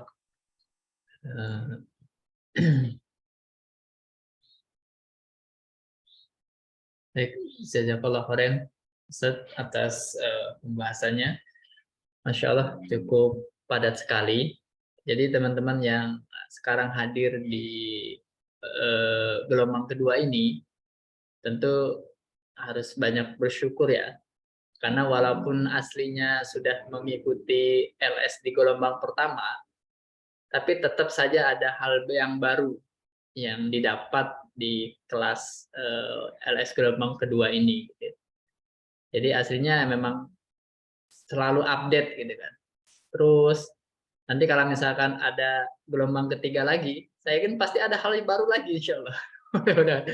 Ada akan selalu ya tadi karakternya, Masya Allah, karakternya Ustadz Nadib ini kan belajar ya gitu kan. Ketika dia belum menemukan sesuatu yang mantap di hatinya, istilahnya marojinya belum jelas, pasti akan selalu dikejar itu sampai benar-benar jelas marojinya ini apa gitu kan, sampai benar-benar jelas rujukannya di mana gitu kan.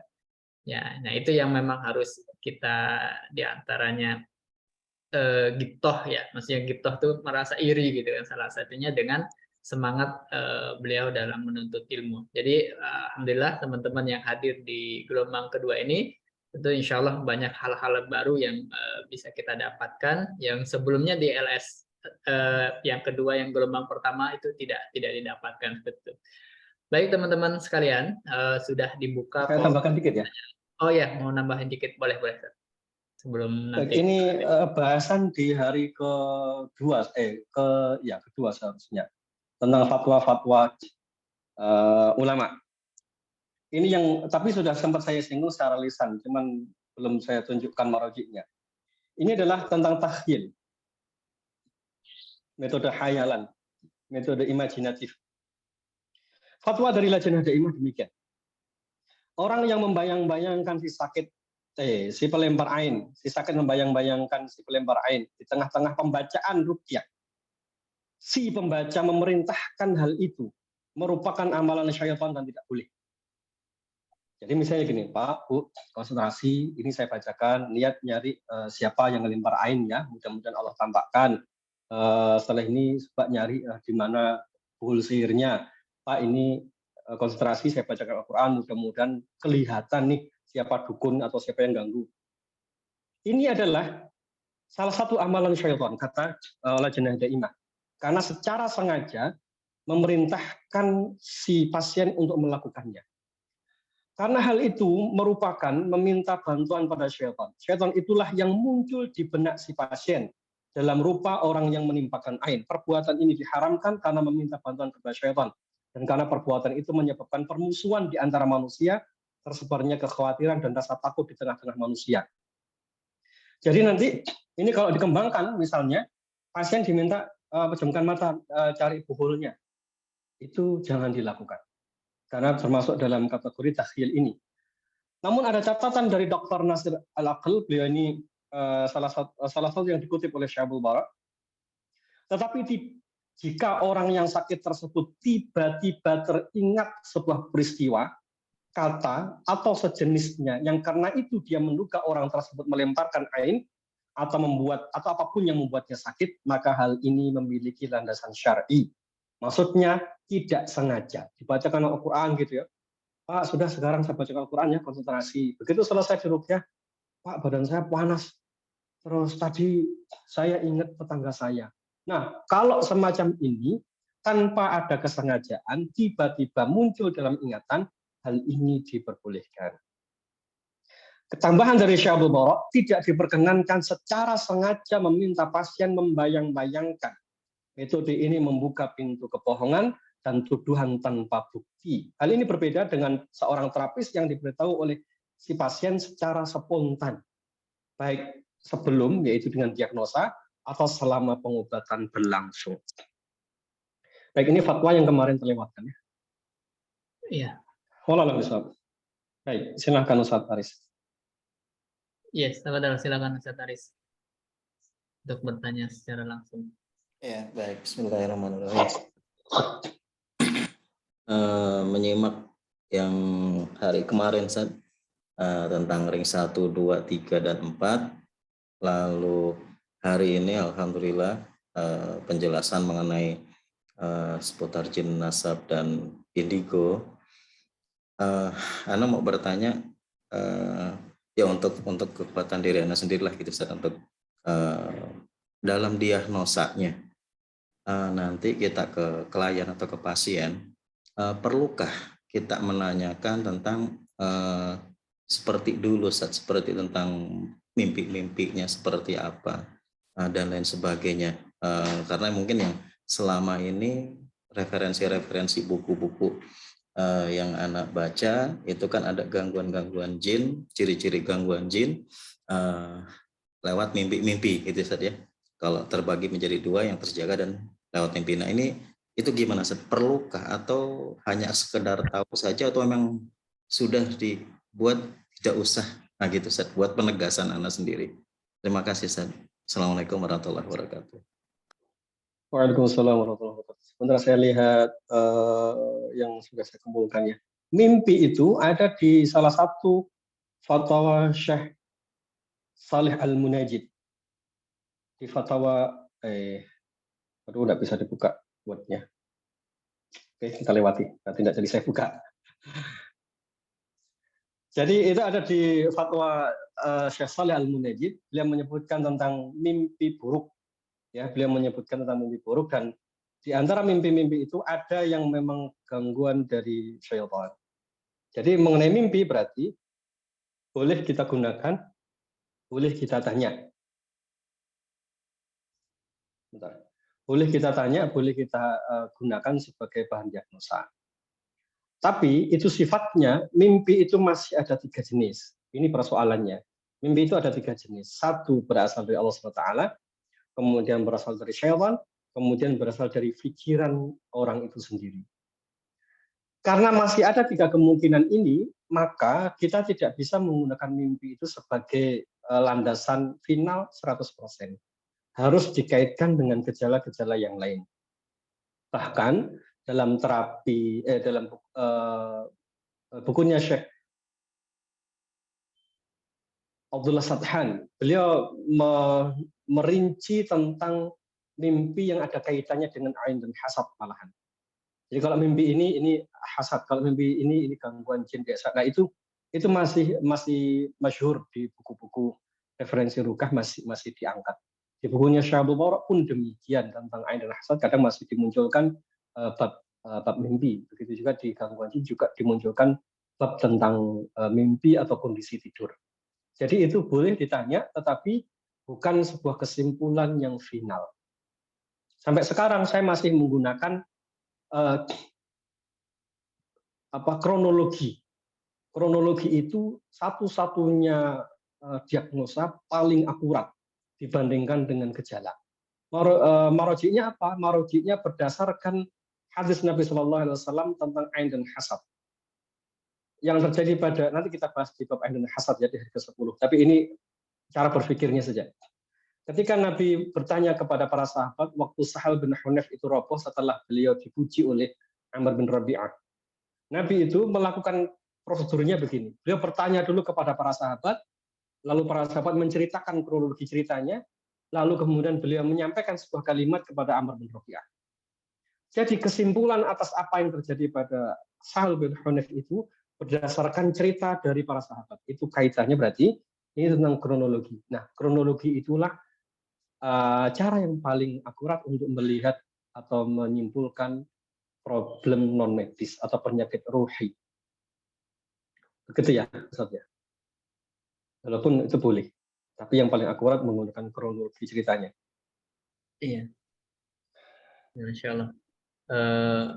Berikutnya ini pertanyaan dari Ustadz Iqbal ya, dari Goa. Ini cukup panjang pertanyaannya, Ustadz. Ada 3-4 pertanyaan. Yang pertama, jika demikian batasan ruqyah syariah, maka di manakah posisi seharusnya kita menempatkan mandi bidara, asapan gaharu, dan lain-lain? Yang kedua, bagaimana jika wilayah ruhani ada tajribahnya dan bersepakat masing-masing pengalaman untuk membenarkan? Misal secara tajribah ditemukan ciri-ciri ain dan semua bersepakat dengan ciri-ciri tersebut dengan asumsi ain yang kuat. Tentu akan lebih mudah mengambil langkah memandikan bekas ain daripada hanya sekadar membacakan saja. Begitu juga dengan sihir dan gangguan jin. Jadi mohon arahan cara berpikirnya. Yang ketiga, jika ruhani boleh dengan pendekatan metode, bagaimana satu-satu ya? Satu-satu dulu. Yang pertama dulu. Posisi seharusnya menempatkan tentang mandi bidara dan asapan gaharu itu. Karena tadi kan ruqyah ada batasannya.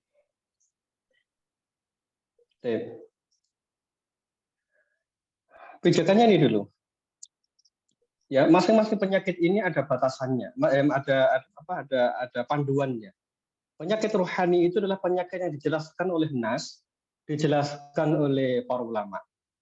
Selama ada ulama yang berbicara, selama ada nas yang menjelaskan, maka kita punya sandaran.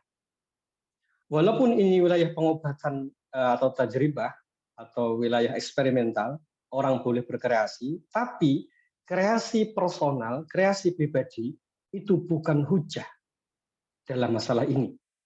Karena statusnya bukan hujah, tidak layak untuk disebarkan, tidak layak untuk diajarkan. Tapi kalau digunakan untuk pribadi, itu tidak ada problem. Tapi kalau diajarkan kepada orang lain, kemudian disebarkan, itu perlu maroji. Ini wilayah yang hanya orang-orang tertentu yang boleh bicara, ulama, karena ini bagian dari agama. Begitu juga kemudian di penyakit jasad kan juga begitu, para dokter. Tidak setiap orang boleh nyuntik, kan begitu. Hanya dokter, orang medis yang diperbolehkan. Ini logika yang sama di semua jenis pengobatan ini. Di dunia kedokteran misalnya, apakah semua orang boleh membedah? Tidak boleh. Yang boleh membedah hanya dokter. Perawat pun tidak boleh membedah. Padahal tertentu perawat tidak boleh melakukan tindakan tanpa izin dokter misalnya, tanpa perintah dokter. Ini kenapa diperlakukan demikian? Ya begitulah logika dalam pengobatan dimanapun. Nah dalam dunia ruqyah pun juga demikian. kita tidak bisa secara bebas melakukan improvisasi selain merujuk kepada ulama. Kalau dalam penyakit jasad itu praktisinya dokter, yang punya otoritas itu ya dokter itu pun masih terikat aturan dari keilmuan. Tapi di sini praktisi itu bukan sumber hujah. Mohon maaf ya, praktisi itu bukan sumber hujah. Kalau di penyakit jasad, sumber hujah itu dokter. Dokter ngomong apa, kita semua ngikut. Penyakit rohani, terapis itu bukan sumber hujah. Repot nanti kalau misalnya semua terapis memposisikan diri sebagai sumber hujah. Rusak agama nanti. Karena ini bagian dari agama. Yang boleh berhujah dalam masalah rohani itu adalah ulama. Ya. Nah, setelah kita memahami ini, bagaimana penempatan dari bidara dan seterusnya, bidara boleh dipakai. Tapi posisinya di sini. Terapi rohani ada di sini. Ya, terapi rohani di sini. Ruqyah syariah di sini. Ini adalah dasarnya. Bidara di mana? Ya di terapinya ini. Setelah orang kemudian difahamkan tazkiyatun nufus, kemudian disuruh sedekah, atau terapi rohani yang dijelaskan oleh Ibnu Qayyim al-Jauziyah, lalu setelah itu diambillah terapi-terapi yang sesuai dengannya. Kalau sihir, ya makan kurma sah boleh, karena itu merujuk pada nas. Pakai bidara boleh, karena itu merujuk pada ulama. Tapi jangan sampai saya pakai ini karena merujuk pada si fulan. Jangan. Kecuali si fulan adalah ulama. Kemudian tentang ain, kan lebih utama pakai bekas. Iya, begitulah fatwa dari Syekh Jibrin. Untuk terapi ain, insya Allah nanti dibahas di hari ke-10 ya. Terapi ain itu ada dua cara. Satu dengan bacaan Al-Quran, dua dengan menggunakan bekas. Syekh Jibrin dengan jelas sekali mengatakan, yang didahulukan adalah bekas terlebih dahulu. Kalau tidak ada, baru diruqyah. Jadi, kalau terapi-terapi ini bagaimana? Bidara, kemudian ain, dan lainnya tadi, boleh karena dia merujuk kepada nas. Dua, merujuk kepada ulama. Dan di sini, jangan merujuk kepada personal yang bukan ulama. Gitu ya. Kemudian yang kedua, apa tadi yang kedua? Ya, yang kedua tentang ya tadi tajribah itu tadi ain memandikan arahan berpikirnya tadi udah dijelasin tentang ain. Kemudian yang ketiga? Jika rohani Yang ketiga, pendekatan metode, bagaimana menimbangnya untuk memilih metode terapi rohani mana yang seharusnya dipakai atau mana yang didahulukan? Saya kurang paham. diulangi. Jika rohani boleh dengan pendekatan metode, bagaimana menimbangnya untuk memilih metode terapi rohani mana yang seharusnya dipakai atau mana yang duluan jika tidak ada diagnosa? Jadi, baik, saya tambahkan lagi tentang gejala-gejala yang telah dibuat oleh para ulama tadi misalnya, yang dibuat oleh Syekh Barok dan yang lainnya. Bukunya Syekh Barok, kemudian bukunya Syekh Abdullah Sadhan, itu buku-buku itu sudah disajikan kepada para ulama, sudah dikoreksi. Jadi semua yang ngasih mukadimah di buku beliau berdua ini, misalnya ya, buku beliau berdua, itu sudah mereka ini, para masyayikh yang membuat kata pengantar itu, mereka sudah mengkoreksi buku itu sebelum membuat kata pengantar. Kemudian Syekh Riyad Muhammad Samah tadi yang saya sebutkan itu, buku beliau itu sudah dibaca oleh Lajnah Ifta di Mesir. Jadi buku beliau sudah dibaca oleh para masyayikh yang lainnya. Maka buku itu bisa dipakai rujukan. Dan di buku itu salah satunya menyebutkan tentang gejala-gejala. Berarti boleh dong kita menyebutkan gejala-gejala itu? Iya, boleh. Hanya saja pada waktu terapinya pertimbangkanlah penjelasan dari Ibnu Qayyim al-Jauziyah tadi. Misalnya, oh ini sihir. Walaupun ada tema sihir misalnya, jelas sekali tema sihir. Apakah peruqyah boleh tiba-tiba langsung bilang begitu kepada si pasien? Ikuti kaidah yang dijelaskan oleh Syabul Barok kemarin. Tidak setiap yang diketahui oleh peruqyah perlu disampaikan kepada pasien. Kenapa? Karena pertimbangan faktor psikis bisa melemahkan. Kenapa faktor psikis dipertimbangkan, Pak? Karena ada marojiknya dari Ibnu Qayyim al-Jauzi. Kalau orang pasien mentalnya jatuh, pikirannya dihantui dengan perasaan ketakutan, kesedihan, fisiknya ngedrop. Itu sebabnya akhirnya kalau kita bilang ibu kena sihir, itu justru bisa membuka peluang orangnya untuk ngedrop. Maka dengan demikian, bagaimana cara komunikasinya? Inilah yang perlu digarisbawahi. Kalau demikian, berarti bagaimana cara terapinya? Kalau orang itu jelas-jelas terkena sihir, kalau kita tahu ternyata kondisinya orangnya sangat lemah secara mental, mudah terpengaruh ketika dikasih tahu, mudah kepikiran kalau dikasih tahu, maka pada orang yang sedemikian ini, ya tidak perlu kita bilang, Anda terkena sihir, Bu. Bapak terkena sihir, Pak. Itu tidak perlu. Terus cara terapinya gimana? Arahkan ke hal-hal yang bisa menguatkan mentalnya terlebih dahulu. Kenapa? Karena itu akan menjadi dasar untuk terapi setelahnya. Perhatikan, lakukan terapi tazkiyatun nufus dulu untuk menguatkan dirinya, karena itu akan menjadi dasar untuk terapi ruqyahnya. Berarti perlu baca Al-Quran dulu apa enggak? Tidak ada masalah kalau frame-nya benar. Jadi apa yang harus saya lakukan? Nah, harus lakukan pertama kali, lakukanlah seperti kisah yang disebutkan oleh Ibnu Rajab Al-Hambali tadi. Seorang perempuan penyihir. Apa yang dia lakukan? Berbakti pada orang tuanya. Saran saya lakukan itu menguatkan spiritualnya. Sama seperti analoginya ikan hiu tadi. Bicarakan tentang hal-hal sifatnya zahir, yang sifatnya ruhani, yang sifatnya hak dan kewajiban, selesaikan problemnya, bicarakan tentang sisi nalurinya sebagai manusia biasa. Setelah itu kuat, ajari untuk menghadapi dan melihat gangguan jin itu dengan cara sederhana. Gangguan jin sederhana, gangguan sihir sederhana. Ajak bicara dengan cara sederhana. Teman-teman sekalian, ini kaitannya sangat penting sekali nanti kalau kita ketemu kasus seperti HIV. Ini nanti akan kita bahas di hari ke-12. Itu orang yang mengalami HIV itu drop mentalnya, Pak. Orang yang kena kanker itu drop mentalnya. Ya. Mentalnya drop, Masya Allah. Nah, kalau yang sedemikian ini, langsung kita hantui bahwa penyakit ini penyakit yang berat, komunikasi kita tidak bisa menenangkannya, maka kita akan menjebak orang ini pada masalah yang kedua, yaitu masalah psikisnya. Nah, itulah kenapa kemudian Nabi SAW dalam kisahnya Ummu Zufar tempoh hari, dia mendoakan wanita ini untuk masuk surga. Karena itu menggembirakan. Nah, saran saya nanti teman-teman sekalian, apapun terapi yang akan kita pilih, kita nyuruh dia minum kurma, baca Al-Baqarah, kemudian datang ke dokter atau yang lainnya, lakukanlah model terapi yang disebutkan oleh Ibnu Qayyim ini terlebih dahulu. Kuatkan mentalnya, perbanyak bertaubat, perbaiki hubungan dengan keluarganya, hidupkan sisi spiritualnya. Lakukan itu, nanti dia akan punya kekuatan lebih. Setelah itu tinggal kita bilang, Ibu, ini sudah saatnya baca Al-Baqarah, rutinkan ya. Kalau bisa 1 hari khatam Al-Baqarahnya. Begitu Ustaz. Ya, supaya apa Ustaz? Supaya berkah. Ya. Jangan ditambah dengan supaya jinnya segera mati, Bu. Jangan. Karena memang ini situasi orangnya, kalau kita dapati situasi orangnya mudah sekali kepikiran. Cukup kita bilang supaya berkah, supaya dekat dengan kebaikan, supaya mendapatkan keberuntungan yang banyak. Gaya bahasanya. Allah Ustaz. Gitu ya. Semoga bisa difahami. Nanti silakan dirunut ulang materinya ini.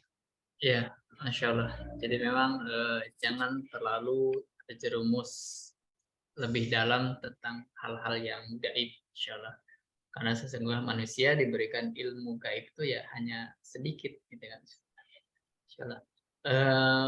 Ada yang ingin bertanya langsung di sini. Ada Ustadz Abdul Faruk. Pada Ustadz. Nah, Ustaz, syukran jazilan atas waktu yang diberikan untuk bertanya kepada gurunda kita. Thayyib Ustaz, saya ingin suara saya jelas ya Ustaz? Jelas.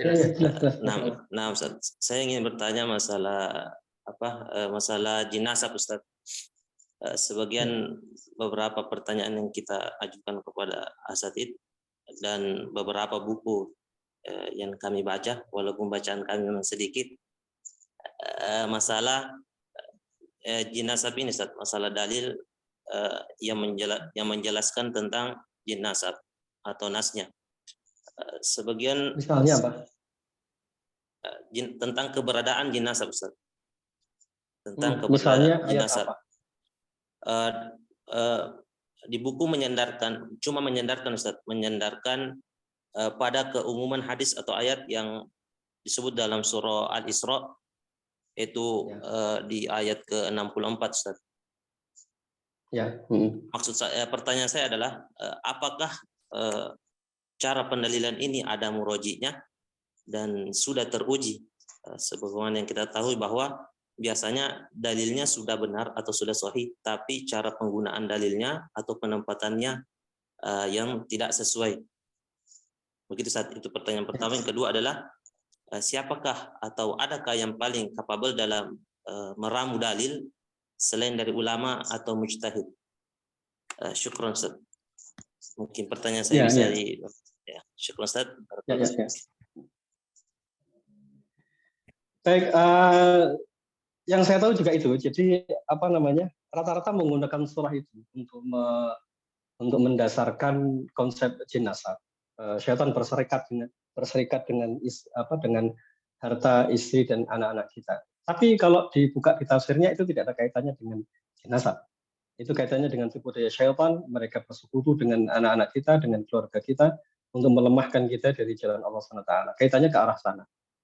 Jadi kalau misalnya itu dijadikan dalil bahwa ini adalah jin nasab, kayaknya saya tidak punya kapasitas untuk membenarkan atau menyalahkan. Cuman ya tidak ada satupun tidak ada yang membicarakan tema itu di tema-tema tafsir. Tidak ada kaitannya dengan bangsa jin.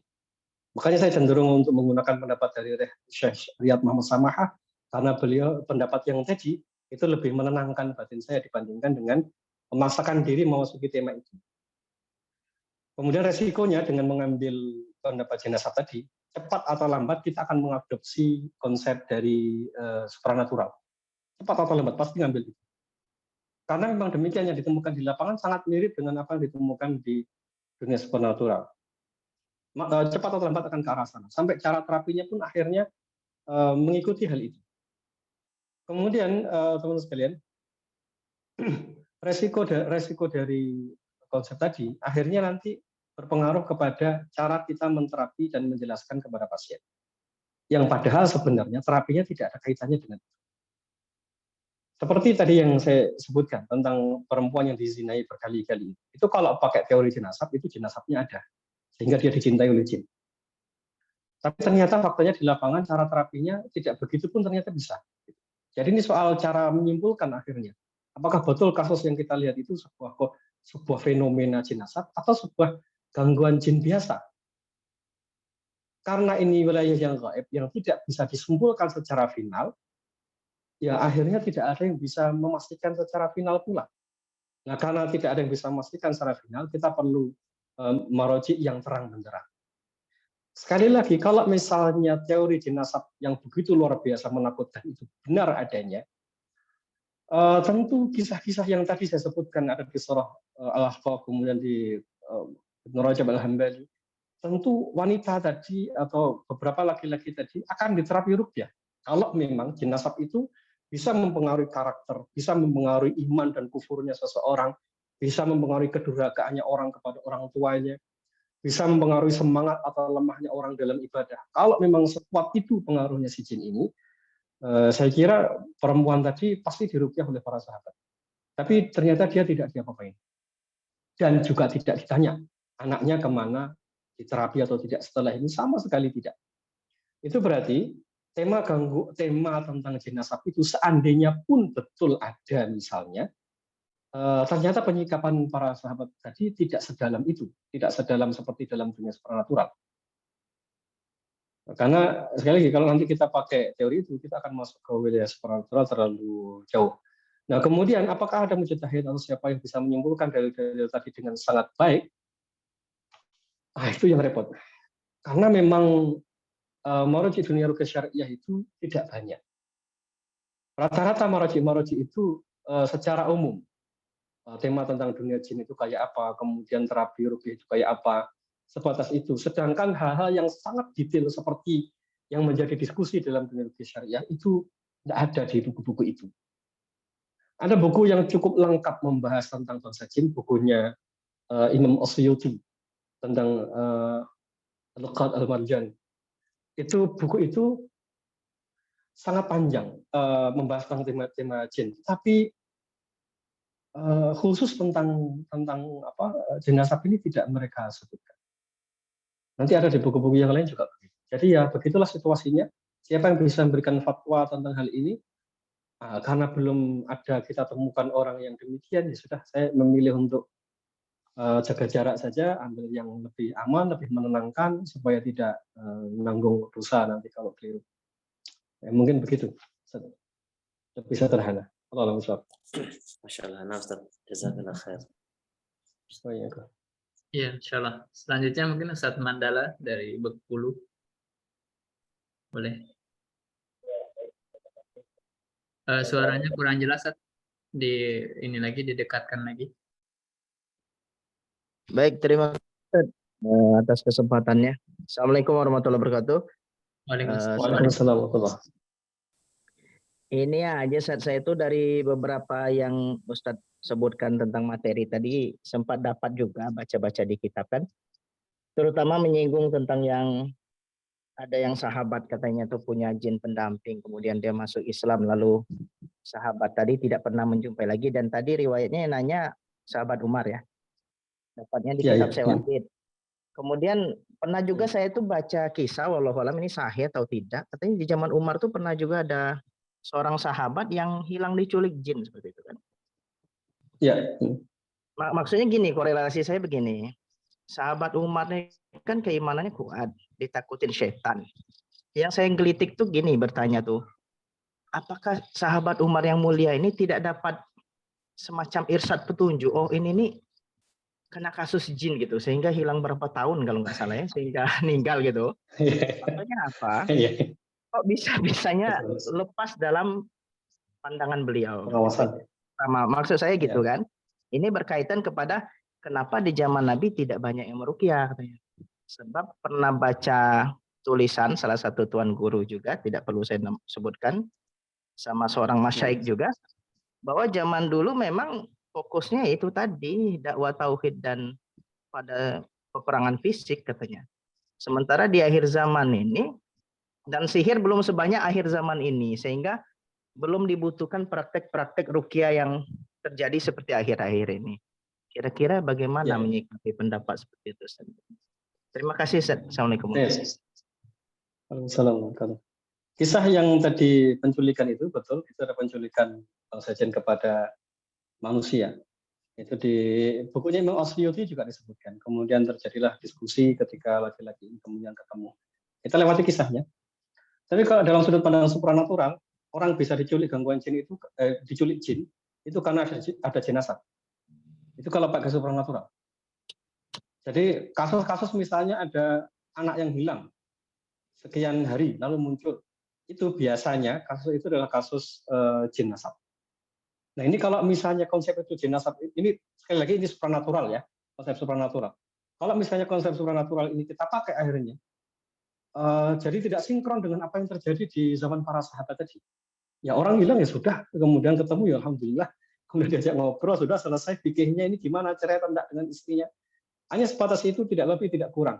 Dan laki-laki tadi kemudian juga tidak dikejar, tidak diterapi, terus enggak, itu semua enggak ada. Nah kemudian terus bagaimana pendapat yang mengatakan di zaman Nabi kenapa tidak ada para peruqyah yang secara khusus meruqyah, tidak menghabiskan waktunya untuk meruqyah karena mereka lebih fokus pada dakwah tauhid. Tidak begitu. Yang pertama, apa yang terjadi pada Rasulullah para sahabat adalah sebaik-baik zaman dan kehidupan mereka menjadi teladan bagi kita. Jadi tidak meruqyahnya mereka di masa itu secara masif itu bukan karena mereka sedang fokus kepada hal yang lain, tetapi perilaku para sahabat itu hujah bagi kita. Ya, perilaku para sahabat itu hujah bagi kita. Apakah di waktu itu tidak ada yang meruqyah? Ada, bahkan seorang wanita, Syifa bin Auf bin siapa gitu. Beliau ini perempuan yang membantu kelahiran Rasulullah. Kemudian beliau yang mengajarkan ruqyah kepada Hafsah, ruqyah untuk gangguan ain atau apa, ruqyah untuk kalajengking dengan bacaan. Kemudian ada ruqyah dari keluarganya Ibnu Hazm. Siapa ya? Lupa ya. Ada keluarganya beliau lah intinya. Beliau biasa meruqyah. Kemudian Auf bin Malik itu biasa meruqyah di masa jahiliyah. Jadi ya di masa itu apakah memang tidak ada ruqyah? Loh, mereka kenal semua dengan ruqyah-ruqyah syirkiyah itu. Sehingga ada fragmen dialog antara Auf bin Malik dengan Rasulullah itu karena latar belakangnya ruqyah. Termasuk Syifa bin Auf tadi itu masih kerabat dengan Abdurrahman bin Auf. Auf bin Malik, kalau tidak salah. Atau Abdurrahman bin Auf ya. Ya kurang lebih itulah. Tapi intinya kedua orang ini ahli di bidang ruqyah syariah di masa itu. Kemudian sihir di zaman itu belum banyak. Justru sebaliknya, sihir di masa itu sangat banyak. Kenapa? Ya, saya kira tidak ada sihir yang paling hebat yang bisa menyerang Nabi kecuali ya di masa itu. Saya kira dukun-dukun zaman sekarang ini, hebat-hebatnya dukun di masa sekarang ini, tidak akan pernah bisa menyihir seorang Nabi. Tapi di masa itu, ada seorang penyihir yang bisa menyihir Nabi. Berarti, itu sihir yang kuat. Kalimat sihir yang kuat ini bukan kalimat saya, tapi kalimat dari Ibnu Qayyim al-Jauziyah di buku beliau Zadul Ma'ad. Sihir yang menimpa Rasulullah itu sihir yang kuat. Sehingga Rasulullah bisa terkena sihir. Itu karena sihirnya kuat. Jadi kalau di masa itu dibilang tidak ada sihir yang terlalu masif, enggak juga, itu sihir. Itu sihir yang terjadi pada beliau. Kemudian kenapa kita sebut sihir di zaman itu masif? Karena kalimat sihir itu kalimat yang lazim dikenal oleh mereka. Sehingga ketika mereka melihat Rasulullah menyampaikan wahyu, lalu bisa mempengaruhi banyak orang, mereka semua bilang, ini penyihir. Rasulullah itu digelari penyihir oleh mereka, karena itu budaya yang sudah dikenal oleh mereka semua. Jadi sebutan penyihir kepada Rasulullah itu karena di masanya ada sihir. Di masa itu banyak orang melakukan sihir. Kemudian misalnya tradisi pernikahan di zaman jahiliyah. Tradisi pernikahan di zaman jahiliyah, wanita itu sekamar dengan sekian banyak orang, dia bergaul dengan sekian banyak laki-laki, lalu kemudian dia datang kepada dukun, lalu memutuskan siapa yang akan menjadi suaminya. Di antaranya begitu. Ya, kepada siapa datang? Kepada dukun. Jadi di masa itu mereka biasa bertemu dengan dukun untuk meramal, mengundi, dan lain sebagainya. Itu banyak. Jadi kalau dibilang di masa itu sihir tidak banyak. Banyak. Bahkan menurut saya itu sihir yang terkuat. Itu yang disampaikan oleh Ibnu Qayyim, ya maaf. Itu yang sihir yang terkuat yang mengena kepada Rasulullah. Jadi kehidupan Rasulullah dan para sahabat itu adalah hujah bagi kaum muslimin hingga akhir zaman. Kehidupan Rasulullah dan para sahabat itu adalah hujah bagi kita hingga akhir zaman. Mereka dalam takwilkan agama, perilaku mereka dalam beribadah. Gitu ya. Allahu a'lam. Ya, insyaallah. Jazakallah Ustaz atas jawabannya. Insyaallah luar biasa, cukup padat. Insyaallah. Di sini ada pertanyaan Ustaz. Ini saya bacakan karena memang menyambung dengan materi malam ini, insyaallah. Assalamualaikum Ustaz, saya pernah diruqyah 1 kali dan kesurupan dan tidak mau diruqyah lagi setelah mengetahui ada jin dalam tubuh saya. Jenisnya ular, dalam kondisi tertentu sangat mengganggu. Apalagi ketika tubuh lelah. Pernah emosi tapi justru berefek tidak baik ke tubuh saya. Awalnya mengkaitkan jangan sampai ini jin nasab karena almarhum orang tuanya adalah seorang dukun. Pada saat diterapi, jinnya tidak mau keluar. Di dalam hati seolah tidak mau berpisah. Mohon petunjuknya Ustaz. Baik, cara terapi nanti di hari ke-8 ya. Mulai kita bahas materi terapi itu di hari ke-8. Bentar, saya lihat dulu. Kalau nggak salah di hari 8. Ya, kunci tahapan terapi ya, hari 8 ya. Nanti di sana kita akan bahas tema ini. Insya Allah. Cara terapinya mudah-mudahan sama, tidak jauh berbeda. Yang pokok, Ibu nanti pahami dulu saja apa yang kita bahas dari hari kemarin. Sederhanakan pemahaman, ini jenazah, ada apa, santai aja. Fokus kepada ring 1, ring 2, ring 3. Perhatikan ring 1, ring 2, ring 3. Belajar memaafkan, belajar lapang, rileks menghadapi gangguan jin. Jangan terlalu masuk ke wilayah laut ya, masuklah ke wilayah daratan. Apa wilayah daratan? Ya kita menjalani hidup sebagai manusia biasa, melayani suami, melayani anak, salat, menikmati ibadah. Kalau ada sakit-sakitnya dikit, diingat lagi kalau sakit itu menghapuskan dosa, mengangkat derajat, diulang-ulang itu. Nanti kalau batinnya rileks, batinnya kuat, mudah-mudahan semakin kuat. Hanya nasihat saya, saran saya konsumsi madu lebih sering, terutama pagi hari 3 sendok tanpa dicampur air. Mudah-mudahan lebih energinya bertambah. Ya. Itu ya.